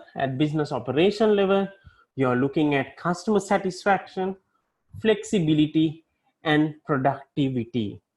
You're looking at customer satisfaction, flexibility, and productivity. And at department level, you're looking at quality, delivery, process time, and waste. So let's look at these in depth. At the top of the triangle, I have missed to put that, vision is about how long-term corporate success to be achieved. So I'm going to highlight it. Vision means how long-term corporate success to be achieved. Then we are coming to the second quadrant, market and financial objectives covered in business units. They need to be set for strategic business units in accordance with an organization's vision. Meaning your vision should get now translated into market objectives and financial objectives. Supporting this, an organization needs to ensure its internal systems and processes enable it to perform well in areas which will help it to achieve its market and financial objectives. Meaning, organization needs to ensure internal systems and processes enable it to perform well. For example, if I'm relating this back to the example that I quoted earlier, if you are a service organization, you're planning to make sure all your customer complaints are attempted to or solved within 24 hours. You're saying your aim is to solve all your customer complaints within 24 hours. Now, for you to do that, you need to understand, if there is a customer complaint, how will a customer reach to me? Is there a hotline that is available 24/7, 365? If you don't have a customer helpline or a customer call center or a hotline service 24/7 into 365, no point giving this or no point identifying this as a KPI. For example, you have a customer who calls your hotline, but your hotline is not available. During the weekend. Customer is not happy. On Monday morning, customer calls you, and then you joyfully say, Saturday, Sunday, we are closed, sir.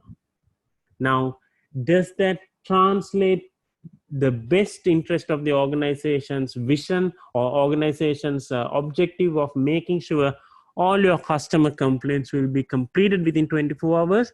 No, it does not. Meaning, if you have a KPI like that, you need to have your internal systems and processes geared up for a KPI like that. We'll come to the 2 points: meeting customer expectations, satisfaction, and the responsiveness of systems and processes help to achieve market objectives.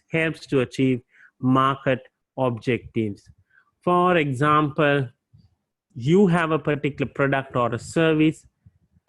When you sell it, we'll say if it's a physical product, or we'll say if it's for example, if it's a physical product, you can put that in your label. Any query answered within 24 hours, answered and attended to within 24 hours, if not, money back guarantee. Now, if it's a physical product, you have that your product is displayed in a supermarket. A customer who's a rational customer who tries to come and buy your product will compare your product with other competitors and then see, look, your product, even though it's little bit expensive, it gives you the value for money. For example, if you are not happy, or if you're having a defective product, you can call the product hotline or the customer hotline and immediately get it rectified, rather than your competitors who doesn't even have a telephone number, right? So that is what, when you're looking at from an outside world, a prospective customer tries to come into the shelf that your product is displayed, he tells it even to the, if he's a successful customer, he will even tell it to others, look, they have a hotline, I actually called them, they actually gave me a great response, and it was verified, the question was verified within 24 hours, and I got the answer, right? Let's look at the next one: flexibility, responsiveness of systems and processes, and productivity enable financial objectives to be achieved.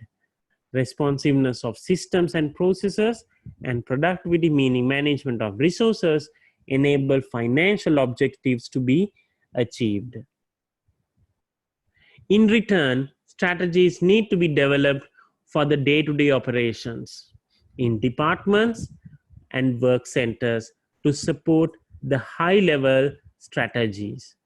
And performance need to be measured to assess how effectively they are doing this,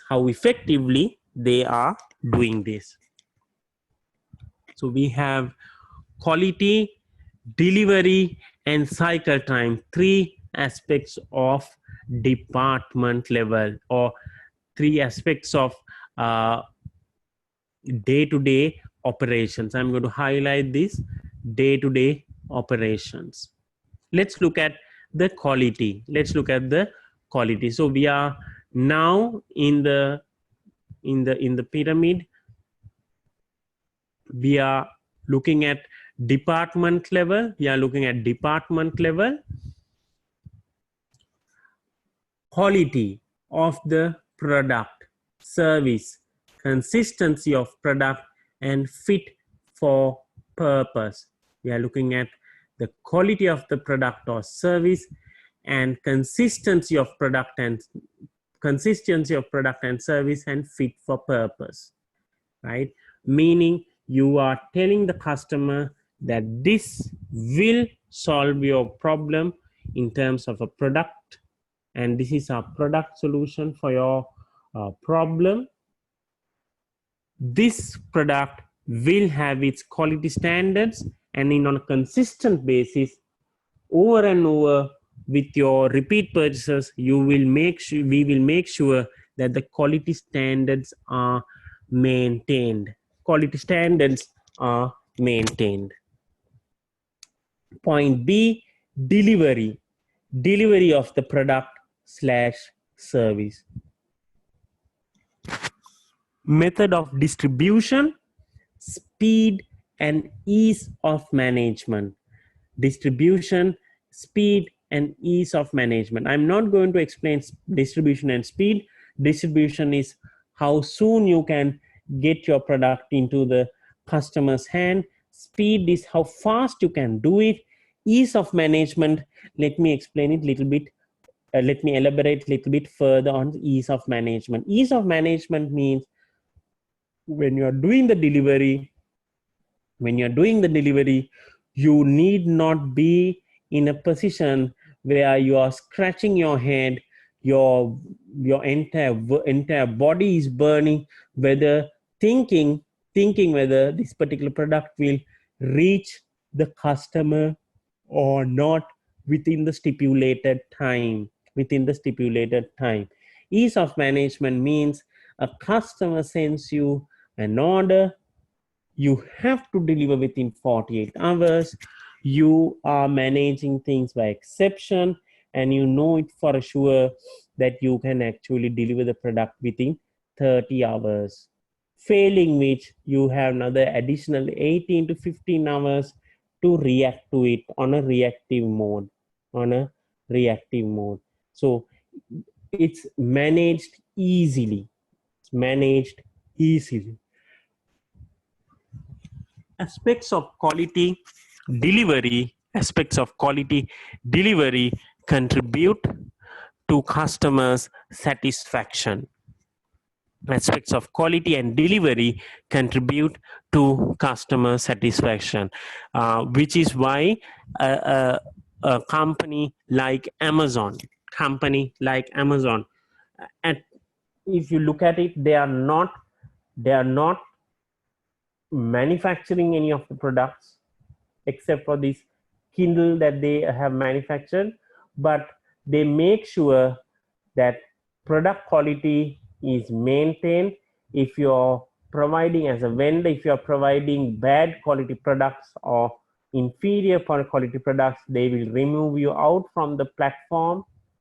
If your delivery is not met for the stipulated time, again your star rating will go down, meaning you are being monitored on a consistency basis, making sure that customer who uses the platform, the customers at large who uses the platform, gets the ultimate satisfaction. Point C, cycle time. Of all processes, from cash collection to order processing to recruitment. Delivery and cycle time provide flexibility.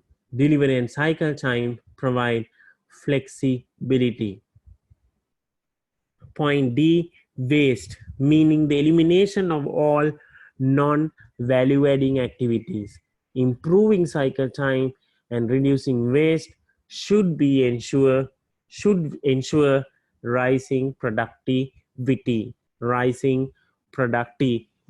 meaning your waste element,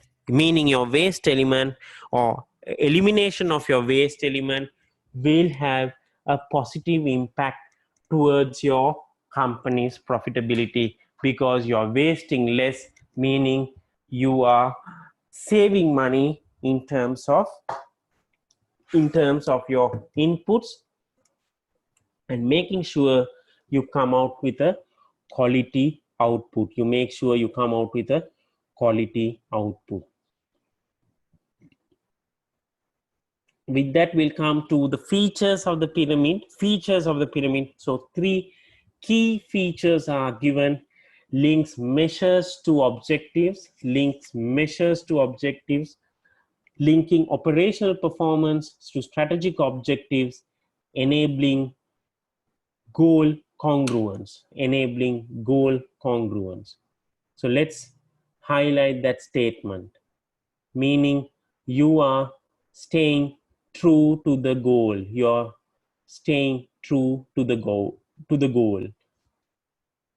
You're not aspiring to have certain objectives and going and meeting certain other objectives of operational performance. Your strategic objective is stated, is communicated, making sure that people who are the operational ground will ensure that the strategic objective is met. Objectives come from top to down. So top-down approach. Performance measures and info flow upwards, meaning objectives are given from the senior management. Performance measures information whether we have achieved our objectives comes from bottom to top. So that is a key feature of the performance pyramid. So from the top-down approach, objectives are given, bottoms-up approach, information and the performance measures are given. Number 2, ensure that internal and external aspects of performance are both considered. Right hand side focuses on internal efficiency and left hand on external effectiveness. So making sure that internally and externally we have a balance. We will have a balance for the organization. Last one focuses on value creation. Business activities need to focus on customer requirements to achieve customer and market satisfaction. Meaning existing customers should be happy with my product for purchasing it. At the same time, prospective customers who have not yet purchased my product are also now happy because they know, even though they couldn't buy my product, they know for a fact, look, there is a superior product produced by this company. It's great to know that this particular product is there. One day I will purchase that product and I will continue to do so. Right now I cannot afford it, but it's great to know that a product with greater superior performance is there so that I can have a benchmark towards it.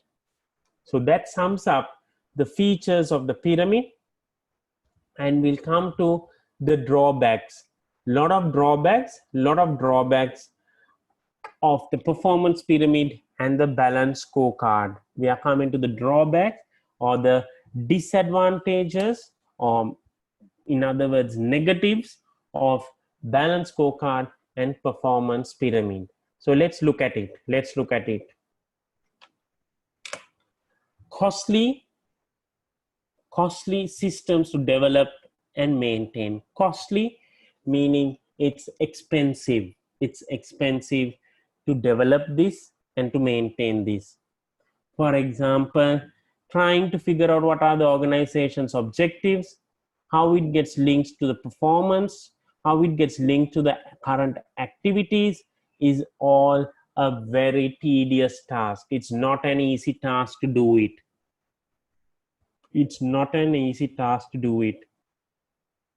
It might even take 3 months, 6 months, or even 1 year or more to make sure or to ensure that correct objectives are identified and correct measures are in place. At the same time, in order to maintain it, it's again a tedious task. Let's look at it. New information systems may be needed. Maybe you might need new information systems because existing information systems or existing information will not cater to the new requirements of balanced scorecard or performance pyramid, as traditional management accounting systems cannot deal with qualitative data. Can an organization's information systems capture the data necessary to measure key indicators selected?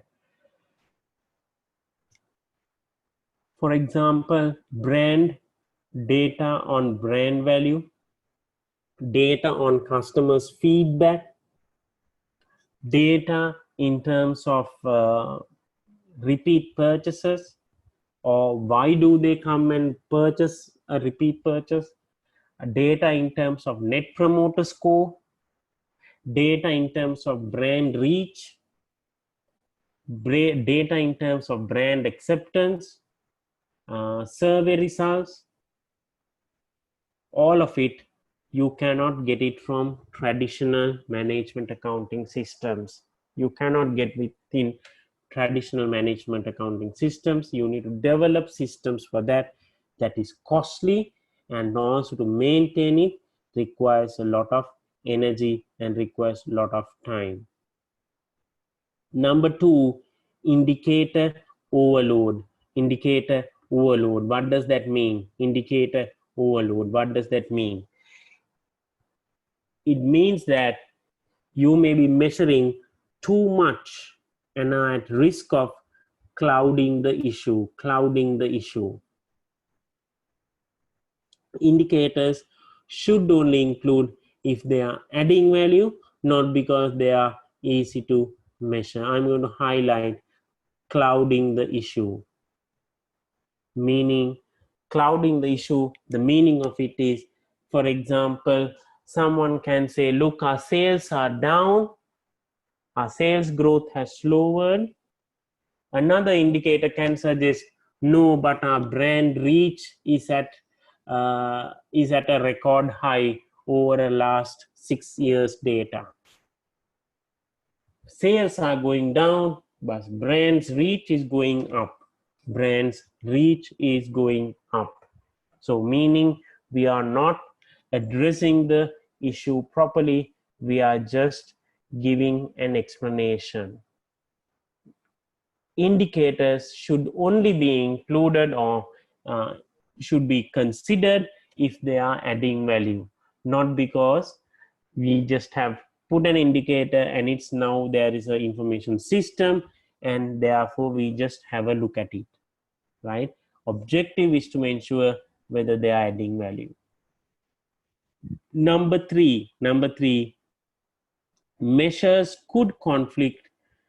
Trade-off between cost and quality can lead to demotivate managers if they think that they are trapped in a no-win situation. Meaning measures can be conflicting. We are looking at customer satisfaction in the balance scorecard. Let's go back to the balance scorecard. In this area, we are looking at customer's perspective. And we said before, we will, once we establish relationships, we will listen to the customers, and customers now tell us, look, we buy your product, but we want to make sure that this product has a higher quality than its current level of operational performance. Now, higher performance in terms of higher performance of the existing product means they want additional raw material or high cost raw material to increase the quality of the product that will improve the performance of the product. Meaning customers are not willing to spend more, but they want a higher quality product. Meaning I have to incur additional dollars or additional bucks to make sure that high quality raw material is sourced and included in the production process. Meaning my raw material cost in the financial perspective will go up, which will bring down my profitability. It will have a conflicting scenario. Let's look at the performance pyramid. Similar thing. We are looking at reducing waste.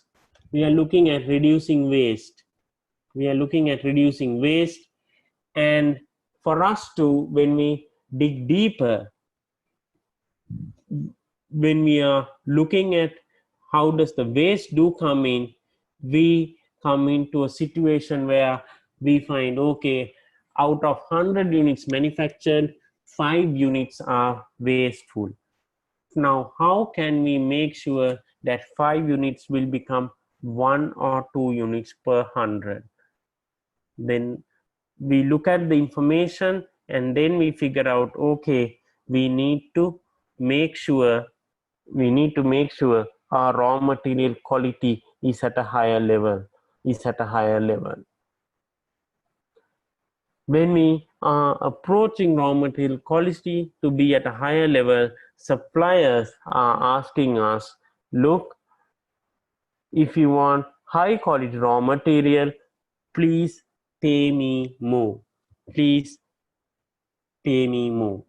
And also it will increase your process time, because now you are manufacturing this particular product at a faster speed. You need to slow it down to get the optimum product out. In that case, I have a situation in terms of process time as well. If I want to eliminate waste, I have to buy high quality raw material, and I also should get into a slow manufacturing model. Slow manufacturing model, meaning I will have contradictory performance measures in terms of quality, process time, and waste. Quality, process time, and waste. If I purchase high quality raw material at a higher price, I will have a problem when it comes to financial measures. I will have problems when it comes to financial measures, right? We'll come to point number 4. Can slow the decision making process. Paralysis by analysis, meaning too much of data, too much of KPIs, too much of things to look at. Actually, what will happen in the end is that managers will tend to look at more and more information, more and more KPIs, more and more charts and graphs. So earlier it was published on a monthly basis, now it's published on a weekly basis. Company will also publish on a daily basis. You don't have time to do your job. You don't have time to listen to your customers. You don't have time to give an anonymous call to your customer and figure out how is the product. You don't have time. You are just looking at reports after report after report after report, just to ensure that you know things in the business. Your bosses will start asking you questions: what happened to that, what happened to this? But actually speaking, you are not doing anything for the favor of customer, meaning you are not looking at developing a new product. You're not looking at solving an additional problem that they have. You are only looking at graphs, charts, pie charts, histograms, stuff like that, just to make sure you are trying to figure out, this is the question, this is the problem, this is what we need to do. Truthfully, answer lies in somewhere else. Answer lies in somewhere else. Last one, concentration is mainly on customers and shareholders. So we are in both of these models, customers and shareholders are the primary focus. But on the other hand, staff as well as CSR are kind of ignored, and this is not great. Because staff has to be considered a key element, because they are not just staff, they are the people who will make the company move forward in terms of their thinking, in terms of their execution. They are the guys who will make sure that company will march forward. That's why Richard Branson said, take care of your employees and they will take care of your business. Right? So another key drawback is not much of emphasis is put for staff and CSR aspects. So that concludes 2 models that we have to complete in terms of performance measurement. One is the balance scorecard, and the other one is the performance pyramid by Lynch. We are coming to integrated reporting.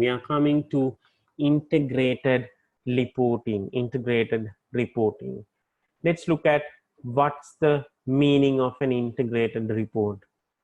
Integrated reporting is another framework that encourages companies to look beyond financial measures. look beyond financial measures or beyond financial performance in overall performance management. Meaning, I will again on the integrated reporting, I will not only look at financial measures, I will now start to look at non-financial measures as well. IR aims to explain an organization's ability to create and sustain value. So integrated reporting means I'm looking at increasing the ability of company to create and sustain the value. In doing so, it also highlights the importance of long-term business sustainability. Long-term business sustainability.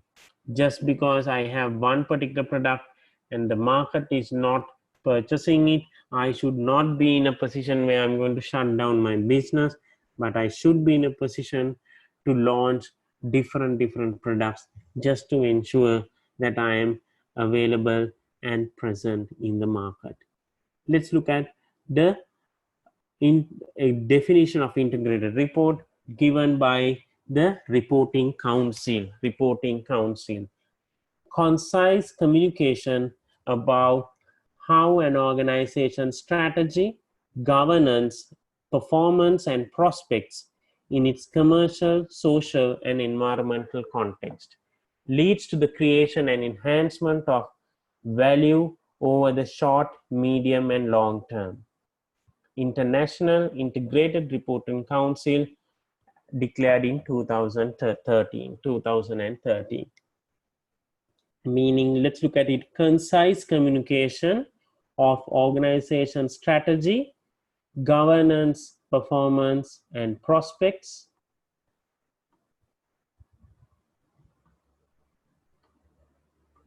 in its commercial, social, and environmental context leads to the creation and enhancement of value over short, medium, and long term. Short, medium, and long term. So let's look at what are the elements. What are the elements of an integrated report? What are the elements of an integrated report? Just for your understanding, please do download one or two reports. I think I said it last week, of Colombo Stock Exchange or any publicly traded company, either in New York Stock Exchange, NASDAQ, London Stock Exchange, any exchange. Download an annual report and go through the pages. You will find an integrated report. Even in local companies in Sri Lanka, you will have a segment for integrated report, Number one, organizational overview. What does the organization do, and what are the circumstances under which it operates? What does the organization do, and what are the circumstances under which it operates? Governance. How does the organization's governance structure supports its ability to create value in short, medium, and long term?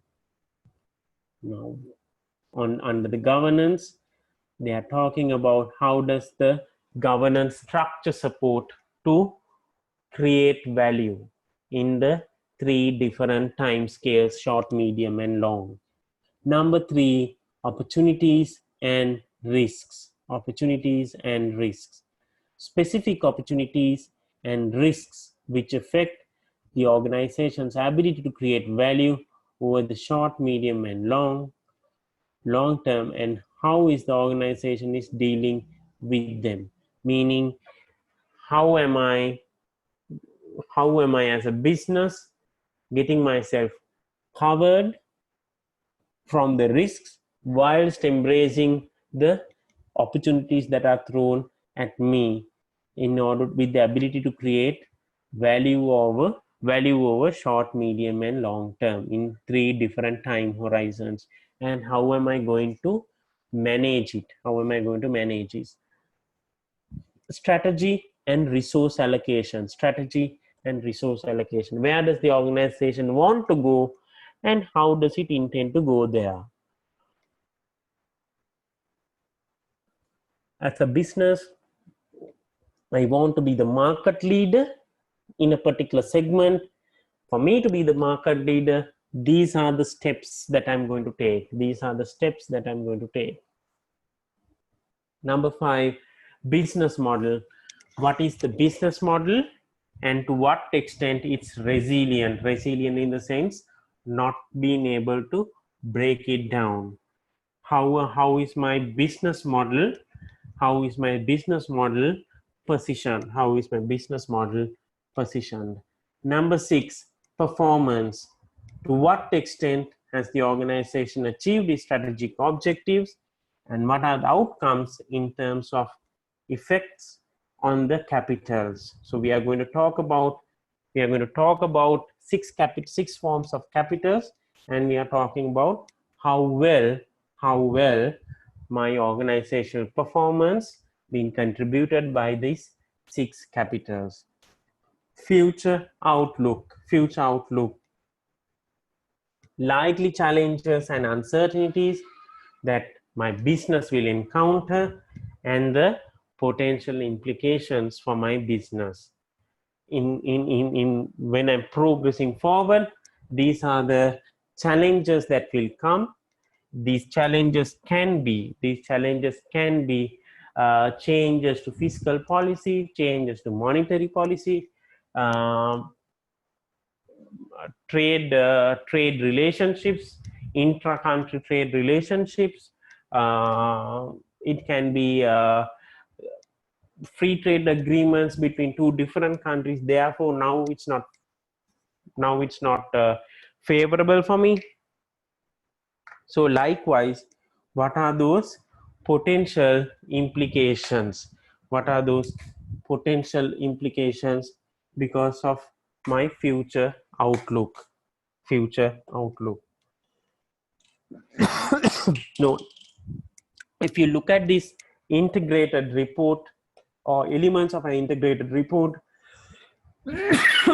sorry, it does not have a direct statement that says what is the profit. Look at it very closely. It has 7 elements. It does not say what is the amount of profit that you are generating, right? So meaning integrated reporting means you're not talking about your P&L only. You're talking about various aspects of the business, meaning sorry, meaning if you're an investor, you will know that just because you're not achieved your profitability, or you're just maintaining low profitability over the last 3 years, it does not mean you are a company without any value. You can be a company of value all of a sudden. For example, just research and read about how did Kodak, Eastman Kodak company, which is into camera film and cameras, lost their market share, but all of a sudden now has the biggest jump in terms of share price over the last week. And what is the reason behind it? Now, if you are a value investor, if you're looking at profits only, and if you're not invested on Kodak, well, you're a big time loser. But if you have looked at their integrated reporting, they have kept on saying that they are looking into new products, new research methodologies, etc., and government of US is going to give them a grant. All of a sudden, share price went into a surge.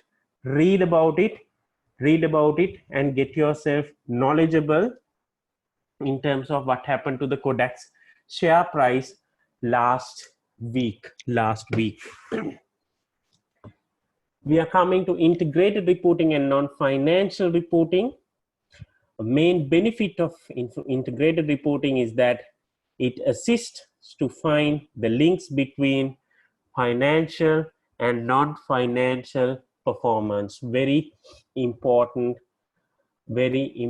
statement.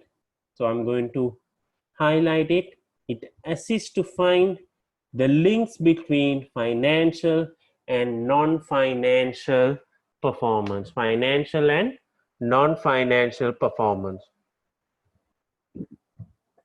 One of the main consequences of IR is likely to be increased use of non-financial data. So increased usage of non-financial data to gain a clearer picture of an organization and its performance. Example, investment appraisals to have traditional financial data, costs and revenues, as well as data on sustainability information. I'm going to highlight it again. So investment appraisals we have all done from foundation level, right? So certificate of business accounting, we would have done investment appraisals purely covering the NPV, whether it's a positive cash flow, negative cash flow, etc., etc. We have discounted cash flows, and we have arrived at a numerical answer, whether it's positive or negative. But under integrated reporting, you will have sustainability information as well. There is a small dialog box there. What it says is that for integrated reporting and as well as non-financial reporting, there will be a lot of information that is required. There will be a lot of information that will be required. Now, for those information that are required for the integrated reporting, you need to have data that is available within the organization, and this data that will get converted into information will be predominantly done by the management accountant. Now, some of these data may not be under the purview of the management accountant. In that case, yet management accountant cannot say, look, I don't know that figure, because these information will be for a PLC or a publicly traded company. This information will be published in an annual report. In that case, even if management accountant does not hold the data, he should be in a position to validate those data. He should be in a position to validate those data, right? If he's not in a position to provide that information, he should be in a position to provide that information in the next year's cycle round. He should be the custodian of this information, financial and otherwise. If it's not so, if it's by design, if he's not the owner of this non-financial data, he should have a mechanism to gauge the validity of the information that is provided by non-finance members. Maybe for marketing, or maybe branding information is not held by him, but is held by the marketing director. Technically, marketing director is a board member, and management accountant is maybe a mid-level manager. But even in that case, if the marketing director is giving, okay, brand reach is this, brand's performance is this, management accountant should have information, should have data systems that are placed within the business to make sure that whatever that marketing director says can be audited, can be verified, and can be assured that can go into an annual report. So let's look at the 6 forms of capital. Let's look at 6 forms of capital. We have human capital, alignment and support for a company's governance, framework and ethical values, ability to understand and implement company strategies. Financial, funds available and obtained through financing, meaning by loans, maybe by leases. Social, key stakeholder relationships, willingness to engage with stakeholders. Intellectual, intangible assets that gives competitive advantage, example, patents. Manufactured capital, manufactured physical objects used in production or service provision, example, building and equipment. Natural areas where companies' activities has an impact on environment, example, natural water sources and forests. I'm going to stop here for a while. And I will take you to an annual report now on Google. Okay, on Google I will take you for an annual report of Eksath Perera, which is again a diversified company, a conglomerate in Sri Lanka.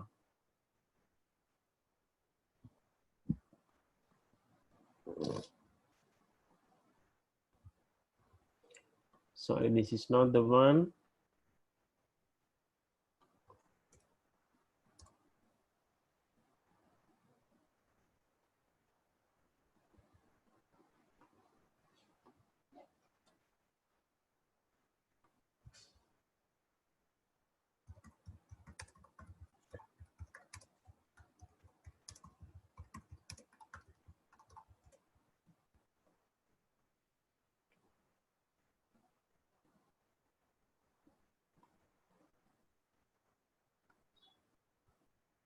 So let's look at Eksath Perera.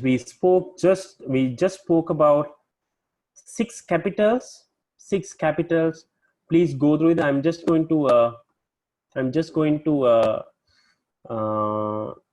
go through some of it. Look at this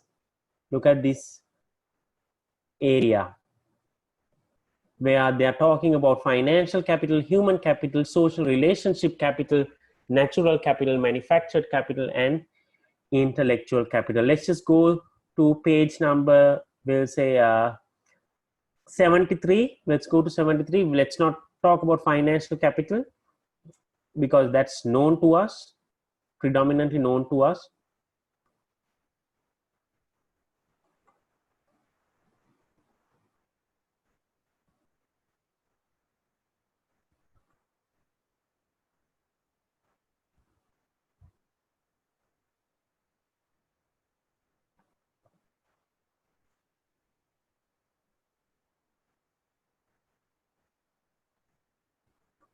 So look at it.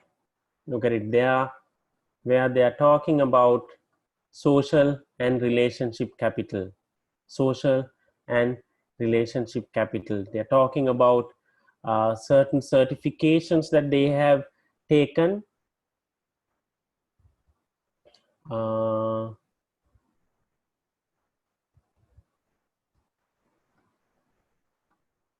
social and relationship capital, and on strategic investments, they are talking about what are the areas that they are in.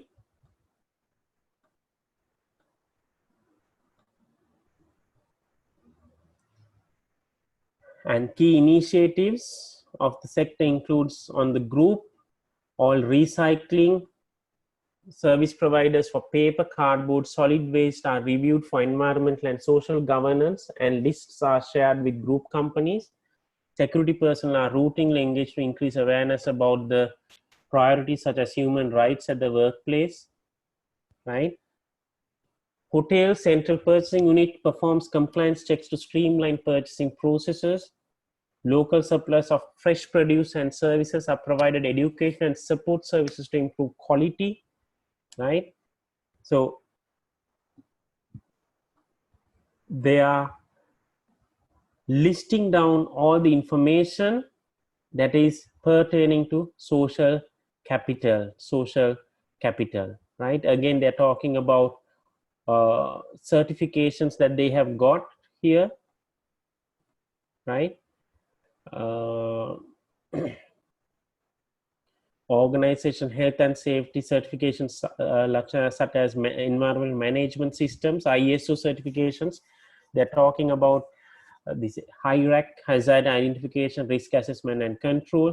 Now, all of these are put in their annual report, right? Let's look at Lanka Tiles. Let's look at Lanka Tiles, Lanka Wall Tiles PLC. I think this is the correct one. Give me a minute. Yes. Again, look at this area. The capitals report. Financial capital, social capital, manufactured capital, human capital, natural capital. Let's just look at page number 44.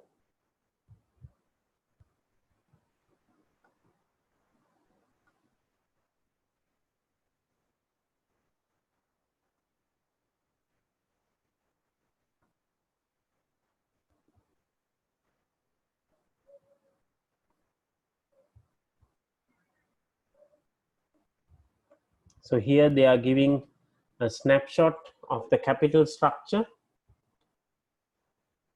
giving a snapshot of the capital structure.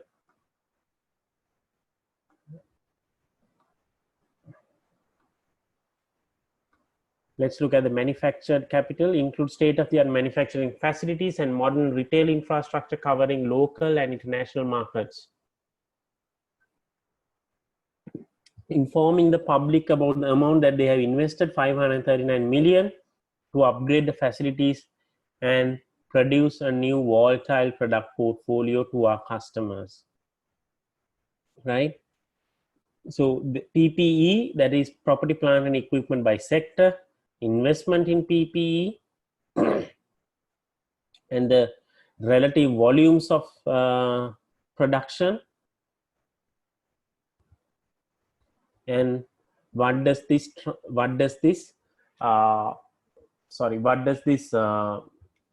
group assets translate into in terms of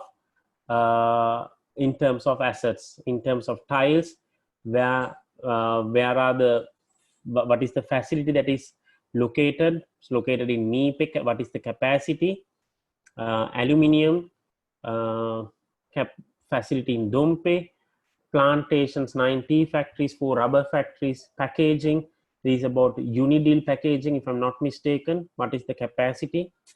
So all of it gives, if you look at again on this, warehouse capacity, tea production capacity, rubber capacity, utilization of the capacity, production capacity, utilization, all of it comes into play in the annual report. So this is actually talking about an integrated report. I hope this is clear. Just I took you out, but I want you all to kind of read. If you take Sri Lankan annual reports are for higher standards in compared to even some of the listed companies in India. So please go through the theoretical part that you are learning here. You can actually see it practically how it been applied in the local companies of Sri Lanka. So let's come to targets and rewards, considered as tools that can be used to motivate employees to achieve corporate goals. By definition, objectives and targets have to be set before performance can be measured against them.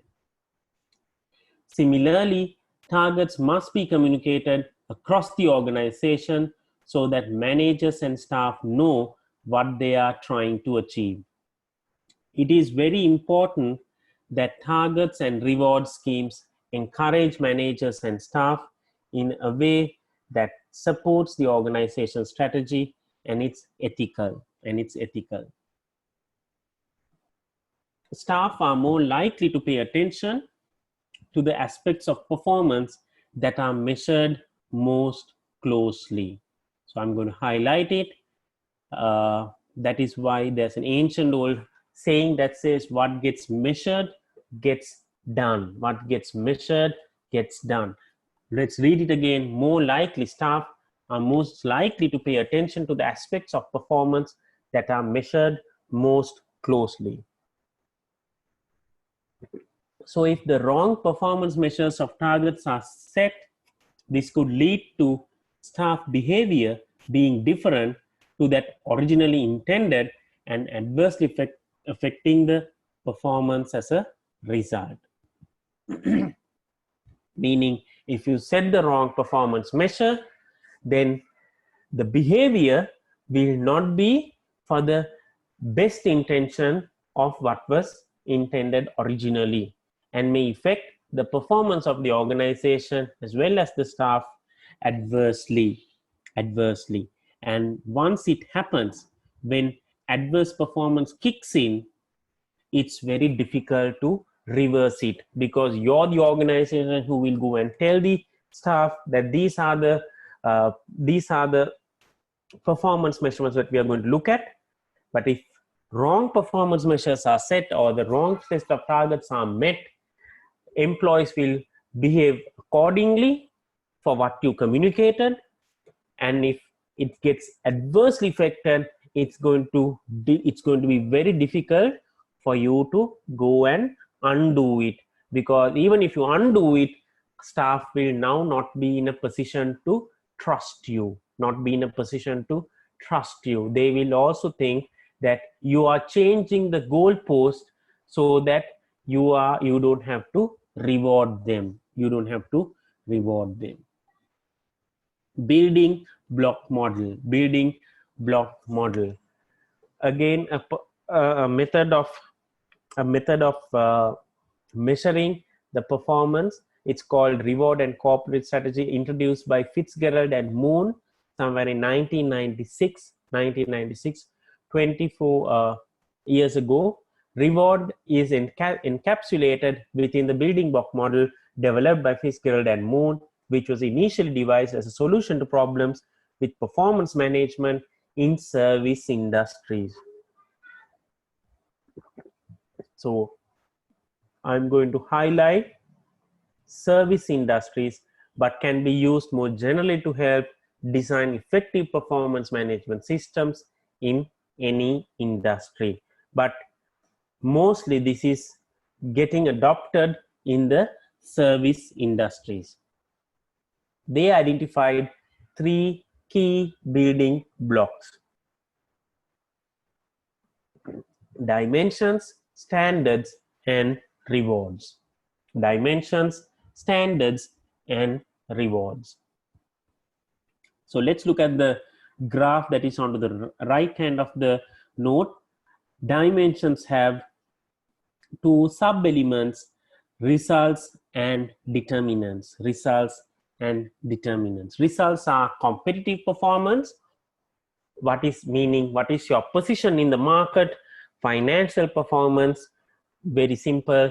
What is your profitability, whether you're at a profit or loss situation, whether you're breaking even? What is your cash flow position? Determinants: quality, flexibility, innovation, and resource utilization. Determinants: quality, flexibility, innovation, and resource utilization. So let's look at dimensions. 6 dimensions are split into results and determinants. They are financial performance, profitability; competitive performance, your position in the market share, and your growth. However, these results are determined by 4 other dimensions, namely determinants: quality, reliability, competence, courtesy of staff, as this was originally designed for service businesses. So courtesy of staff, service of how well a dialogue customer service professional will address you and communicate with you, boils down to quality. B, flexibility, ability to deliver at the right time in response to customer needs. Speed of delivery, responding to different customer requirements, coping with fluctuating levels of demand.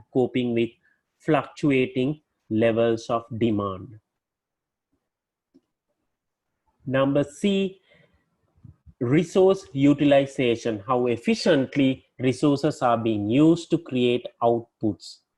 Staff efficiency. Now, if it's a service organization, we are not looking at input to output ratio. We are looking at the level of efficiency, meaning how many, if a call center gets about 1,000 calls, if a call center gets 1,000 calls, how many resources do we need? Well, in January, we started with 100 resources because we get 1,000 calls a day, meaning 100 resources, meaning 10 calls will be answered by our customer service staff. But over a period of time, our customer calls or customer complaints now have reduced to 700, but it does not mean we need proportionately 70. We actually now need only 40. We actually now need only 40. Number of complaints have gone down. Number of heads for the customer service function or the call center has also more than proportionately gone down, because we have given them training and we have delivered in terms of better output, and their efficiencies are at a peak level. So we are at a optimum resource utilization. Point D, innovation. Developing new products, services to find more effective ways of satisfying customer needs. Developing new products, services to find new, more effective ways of satisfying customer needs. Let's come to standards. So we just finished dimensions. Under dimensions, there are results and there are determinants. Two sub-elements. And when we come to standards are actual measures used. I'm going to highlight it, actual measures used. So Fitzgerald and Moon stressed that to be successful, these standards must be viewed as fair and achievable by employees. If these are not fair and not achievable to the eyes of employees, no one will dare to attempt these. No one will even try, even in their wildest dream, will not even try to achieve these, because they think at the outset, no point, this is not fair, or no point doing this because this is not achievable, right? So meaning for it to be successful, it has to be fair and achievable. So let's look at the three sub-elements. Ownership. Employees need to participate in the creation of standards, to take ownership of them, and to feel more motivated to achieve them. Employees need to participate in the creation of standards, meaning it shouldn't be a top-down approach of deciding on standards. It has to be on a participatory framework. And to make sure employees are now increasingly motivated to go and achieve these standards, because these standards were developed in consultation to them. Number two, achievement. Standards set must be challenging but achievable. If staff perceive standards to be set so high that they are unachievable, these are likely to demotivate them. So if it's unachievable, it will make them demotivated. Fairness or equity. Each division in an organization must have appropriate standards set for it in order to ensure fairness in measurements. Now, this again, very important. This can have a divisional impact. For example, there are certain standards that are set for marketing team. There are certain standards that are set for supply chain team. Now, marketing teams are given all the resources in the world to achieve their targets, but whereas supply chain teams are not well equipped. For example, we'll say this is an export company. Customers are in overseas, we'll say European Union. Marketing is given the opportunity to go to Europe on company's account, meet the customers, try and do certain activities with them so that the relationship will be blossomed, like meeting, going for a sporting event with the customer, going for a meal with the customer paid by the company, just to make sure that relationship is at a higher level. And then marketing delivers that, builds up the relationship, and then gets additional orders or get further market penetration, because now they know the customer well. Or they are provided with a solution where go and do a sponsorship event for the customers, meaning you are now a friend of the customer. But whereas for the supply chain team, there are certain raw material suppliers are from overseas, you only call them and have a relationship. You don't go to their country and have a relationship with them. Neither they come to your country here in Sri Lanka. Therefore, you have not much of a relationship blossoming with them. Now, is this fair? No, it's not fair. So equity cannot be seen in this instance. Equity cannot be seen in this instance, right? If divisions see that there is no fairness, then one division can easily move away from trying to achieve this. So standards have to be fair. Then we are coming to rewards. To ensure employees remain motivated, the standards set must be clear and controllable. Now, for under rewards, we have again another three elements. Let's look at them one by one. Clarity.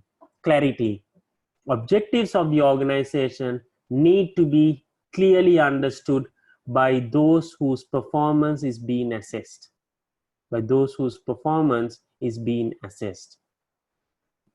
They need to know what targets they are working towards. Meaning, if you are working towards a particular target, you should have a clear understanding. And you need to have a clear understanding, because of this particular objective, this particular performance will get assessed, and they will know, why am I doing this particular work? Well, I am actually doing this particular work in order to make sure my sales target is going to be achieved. Why am I doing this? Why am I doing this as a project? Because I need to ensure that my per unit raw material cost will go down further. Number two, motivation. Individuals need to be motivated to achieve the objectives.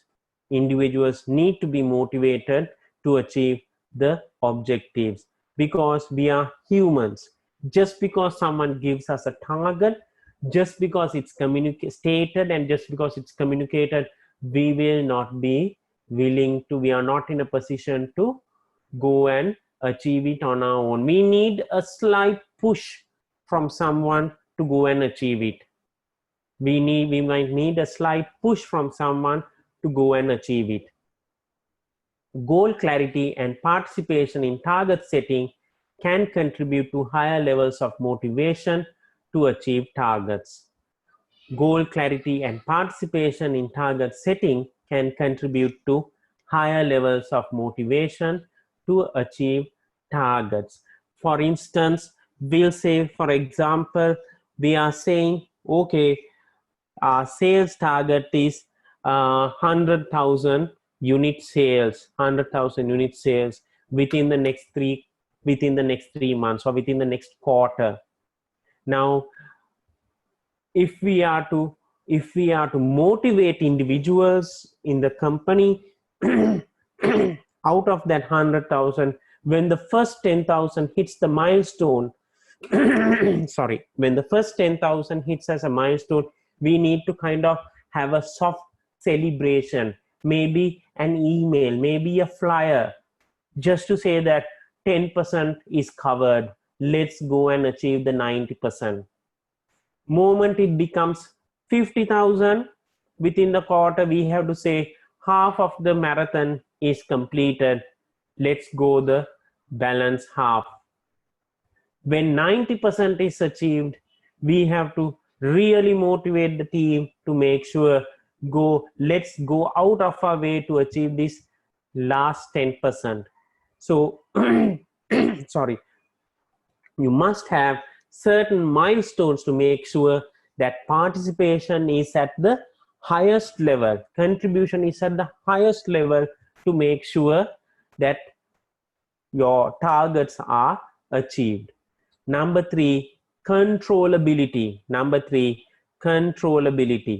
Managers and staff should not be held responsible for aspects of performance over which they have no control. For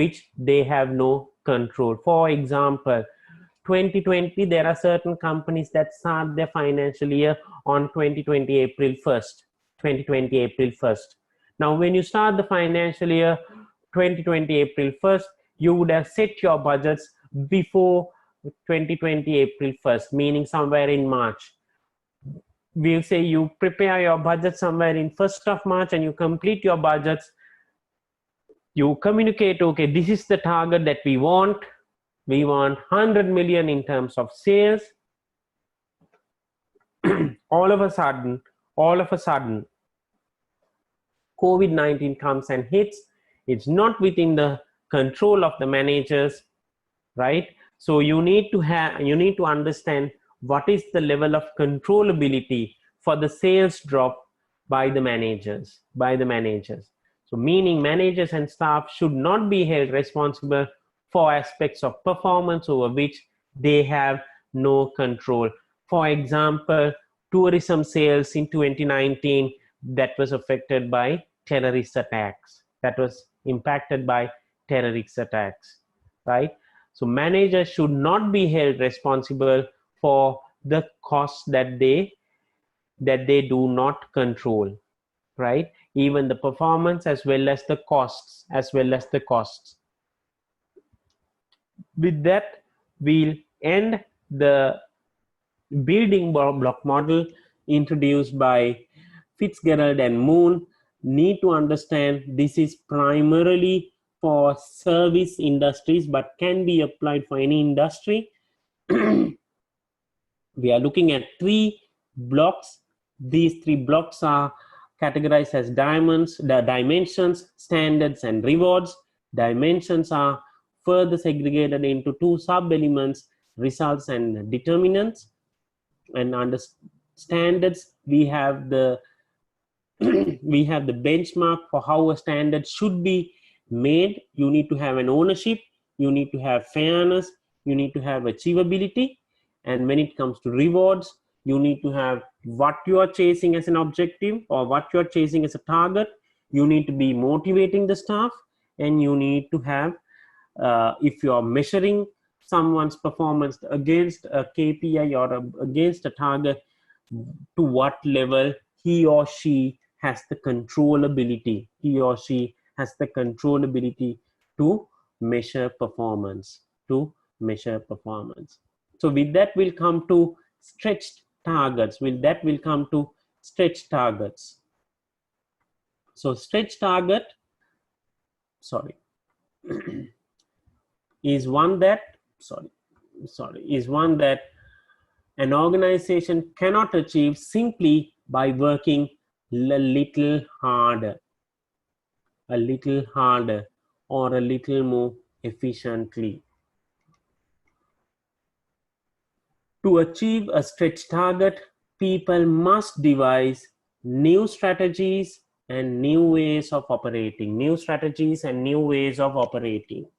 right? So that's the meaning of a stretch target. So we are going into a small example of Jack Welch, who is the president of General Electric. I hope you know the meaning of General Electric. General Electric is the company that was founded by Thomas Alva Edison, the innovator of the light bulb. So Jack Welch was the president of General Electric. He is credited for introducing the concept of stretch targets while he was working at GE. Logic was that if people strive for what might be initially appear to be impossible, and even if they don't achieve it, they end up doing much better than they otherwise would have done if they had simply been aiming for routine targets. For example, if your sales target is 100 million and you are giving a target of, look, you have to achieve 10% additionally, that is not a stretch target. So 110 million is your stretch target. That is not a stretch target. What Jack Welch says is, if you're aiming to have 100 million, you must communicate the standard, or communicate the benchmark as saying you need to achieve 160 million of sales. So when the sales staff when the business unit, when they try to achieve 160 million, chances are very much high that they will arrive at 120 million. That 120 million is higher than 10% of 100 million, which translates into 110 million. So Welch used the example of Japanese bullet trains, electric trains. What he says is, if a normal traditional train that took hours and hours to go from one, or hours and hours to commute from one destination to another destination, what he said was Japanese policy decision makers, they never told the engineers to build 20% effective train, but they said build the fastest train on earth. That was the target, and be a proud owner of a proud design owner of a fastest train in the world. And what happened was, they did not just merely develop the train that was going from steam. They developed the train from electric power, and that was the fastest train. I've read somewhere else, the light bulb is not a result of continuous improvements of candles. So the continuous improvement of candles did not give the birth to light bulb. Meaning you have to come out of your box to make sure that your target is being achieved. That is why in the definition itself it says you are looking at new strategies and new ways of operating. So we are not talking about cutting the price. We are not looking at about promotion. We are looking at a whole new strategy and a whole new way of operating. So let's look at, as much as all others, even the stretch targets have their own drawbacks. So 3 key drawbacks are listed here. Number 1, resources required.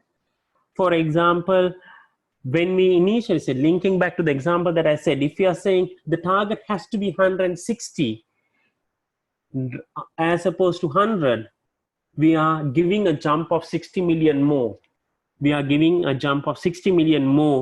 To the organization, to the business unit. But we are giving only the resources for 100. Our aim is to make it 110, but we are saying achieve 160, right? So staff or departments more generally need to be given sufficient resources to be able to fulfill the target set. If we don't give, if we are communicating the number as 160 at any given time, employees on the business unit can come and tell us, look, you want us to hit 160, give us resources for 160. If you're not giving us resources for 160, how on earth are you expecting us to hit 160? But then your back of your mind, your answer is, okay, I need more than 110, that's enough. But people can cross-question you. Number two, targets should be linked to reward. If staff achieves the target set, they should be rewarded adequately for going out of the way. If not, they will not attempt to do it in the future. Meaning, if you are giving a performance bonus of 3 months, and even for achieving 100 million, you should at least give 3 months more, or at least 4 months more for anything that goes beyond 110. Anything that goes beyond 110. That additional benefit will make sure that they are motivated to go forward with the stretch target. Number three, unethical behavior. Overly stretching targets may lead to encouraging staff to achieve targets somehow the other. I'm going to highlight it, somehow the other,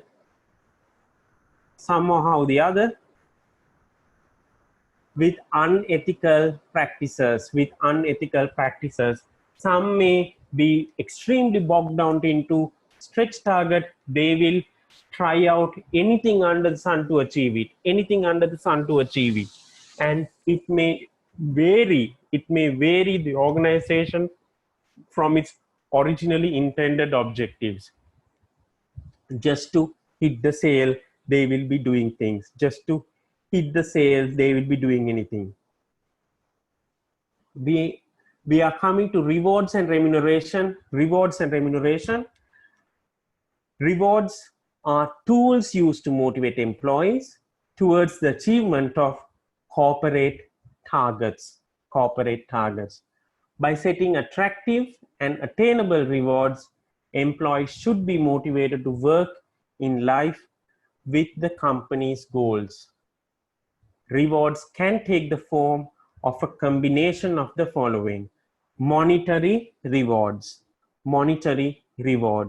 So monetary rewards can be your salary, your performance related pay in terms of your monetary value. We'll say 3 months salary, 2 months salary.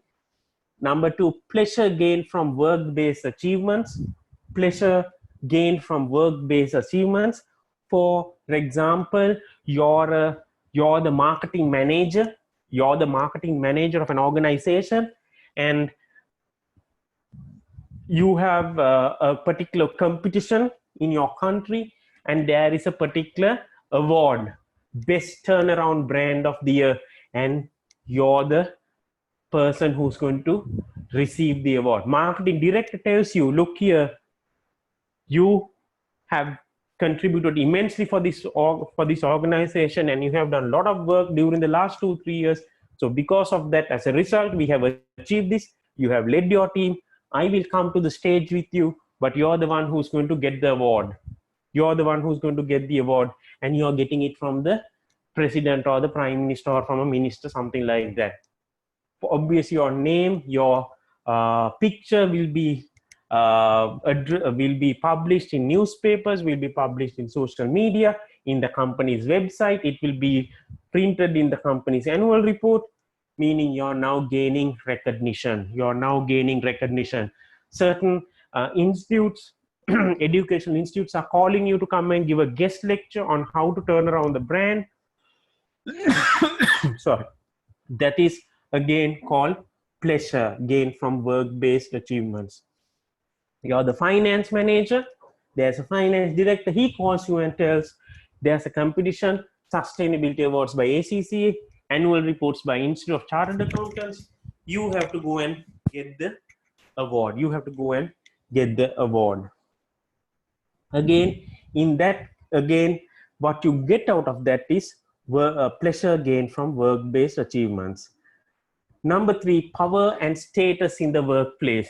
Well, there is board of directors, you're just an assistant manager, but you're not a big guy, but you have immense reputation within the organization. Board, couple of members in the board listens to you. They have shortlisted you as a person who's the future of the company. And you get the best of training. You get invited for board of director meetings. You get invited for certain forums. The board nominates you to go and attend certain forums, meaning you have now got a situation. Even the board is willing to flex certain rules and regulations just because you are asking for it. Just because you are asking for it. That is again another form of remuneration. It is important to remember that there is only a limited degree of correlation between pay levels and performance and motivation. Very important point.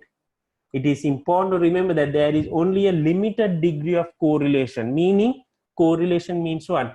The relationship between pay level and performance and motivation.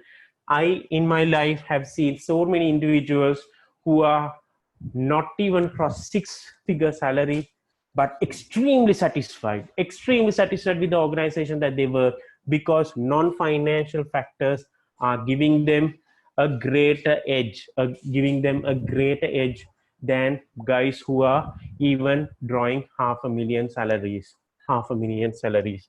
So it's not the level of amount of money that you make and the motivation that you get. Sometimes if you're predominantly driven by money, you will be driven by money so long for a period of 24 months or 36 months. After that, it becomes nothing. And if the moment it becomes nothing, even that paycheck is a burden for you. Even that paycheck is a burden for you. You're just waiting for the 25th or the 30th of that month just to get that $500,000 paycheck. You are not innovative, you're not learning, and you don't have pleasure. Salary is often a hygiene factor rather than a motivating factor, according to Herzberg's two-factor theory. By contrast, non-financial factors, sense of achievement, opportunities for advancement and growth, may be more effective in motivating employees. I have not shared with you. I will share it in a PDF, the Herzberg two-factor theory. To be effective, a financial reward scheme should transparently link outputs to the rewards available. This can be done via profit-related pay, profit-sharing schemes, group incentives, meaning commissions for sales staff. Again, let's read it. To be effective, a financial reward scheme should transparently link outputs to the rewards available. For example, if I'm achieving 110 million of sales, you will get, on standard, you will get 3 months bonus for achieving your budgeted sale of 100 million. If you achieve 110 million, you will get 4 months. Anything above 110 will be 4.5 months. But for example, if you hit 140 million, which is 40% above, you cannot. Management should be mindful. Hey, look here, we can just pay 4.5 and keep our mouth shut. But if we just pay 4.5, will they be doing this yeoman service next year? No, not exactly. So let us at least go for 5.5 months. Additionally, 1 month let us give for them. So that can be done via profit-related pay, profit-sharing schemes, group incentives. Profit-sharing schemes means the quantum of profit. We'll say you achieve 20 million, you tell the organization, okay, out of this 20 million, 10 million is for the employees. 10 million is for employees. Group incentives, very straightforward for sales staff in the mode of commissions. there are arguments against linking pay directly to performance. There are arguments against linking pay directly to performance, and these include short-term behavior. We will not be looking at long-term aspects. We are looking at, okay, hit the sale, let's cover the month, let's cover the quarter, let's cover the biannual sale, let's cover the full year sale, and then go for a relaxation. We will not look at the customer's point of view. We will not look at what are the customers' feedback. We will not be, because we are too busy in terms of hitting the sale. Number two, encourages gaming, manipulation of data. Encourages gaming, manipulation of data. Meaning, for example, your financial year is from January to December. Your target is 100 million sales. Somewhere in November, you have only achieved 80 million. You try and see whether you can achieve 20 million in December, but you can't achieve 20 million in December. Whatever the sales that you get or sales inquiries that you get, you tell the customers, we are closed for 2 weeks in December, therefore we will process this sale in January. Making sure that additional sale that could have come in December, you push it forward for January, just to make sure, okay, this year we will not get a bonus, but at least next year, let's go for a bonus. So again, that is called manipulation. Number three, dysfunctional behavior. Again, slowing down after targets are achieved. For example, somewhere in November itself, you have achieved 97 million out of 100 million. December, of course, you will have a high surge of sales, but you will make sure you will slow it down.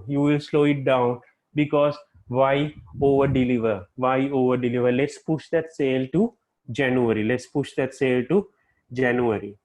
Number four, ability to measure employee performance accurately. For example, you will have a sales team of 10 guys. 4 of them are not doing their performance well, hardly go to the field, talk to customers, but 3 of them are the guys who are really delivering the value for the company.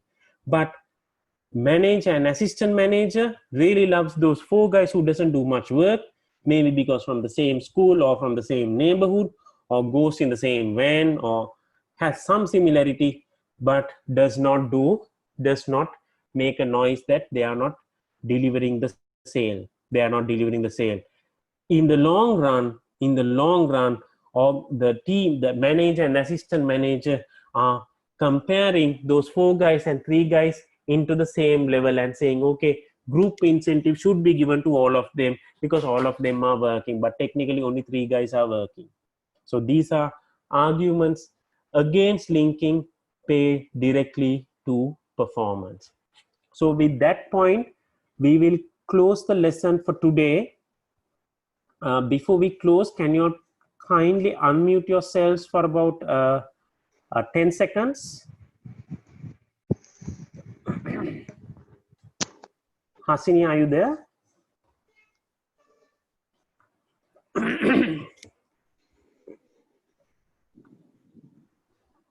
Hello. Yeah. Okay. All right. I actually, there was a message from, I think, Anuja that said whether we can push the class to 5th. Whether you all are okay for 5th. 5th is the election. Yeah, I have work on that day, but that's okay. You go ahead. I will take the recording. Okay. So I think Gayatri, you also said it's okay for, you're working right now or you're currently working? No, it's okay for me, 5th of August. But Hasini, tomorrow also, are you okay? Even tomorrow, are you okay?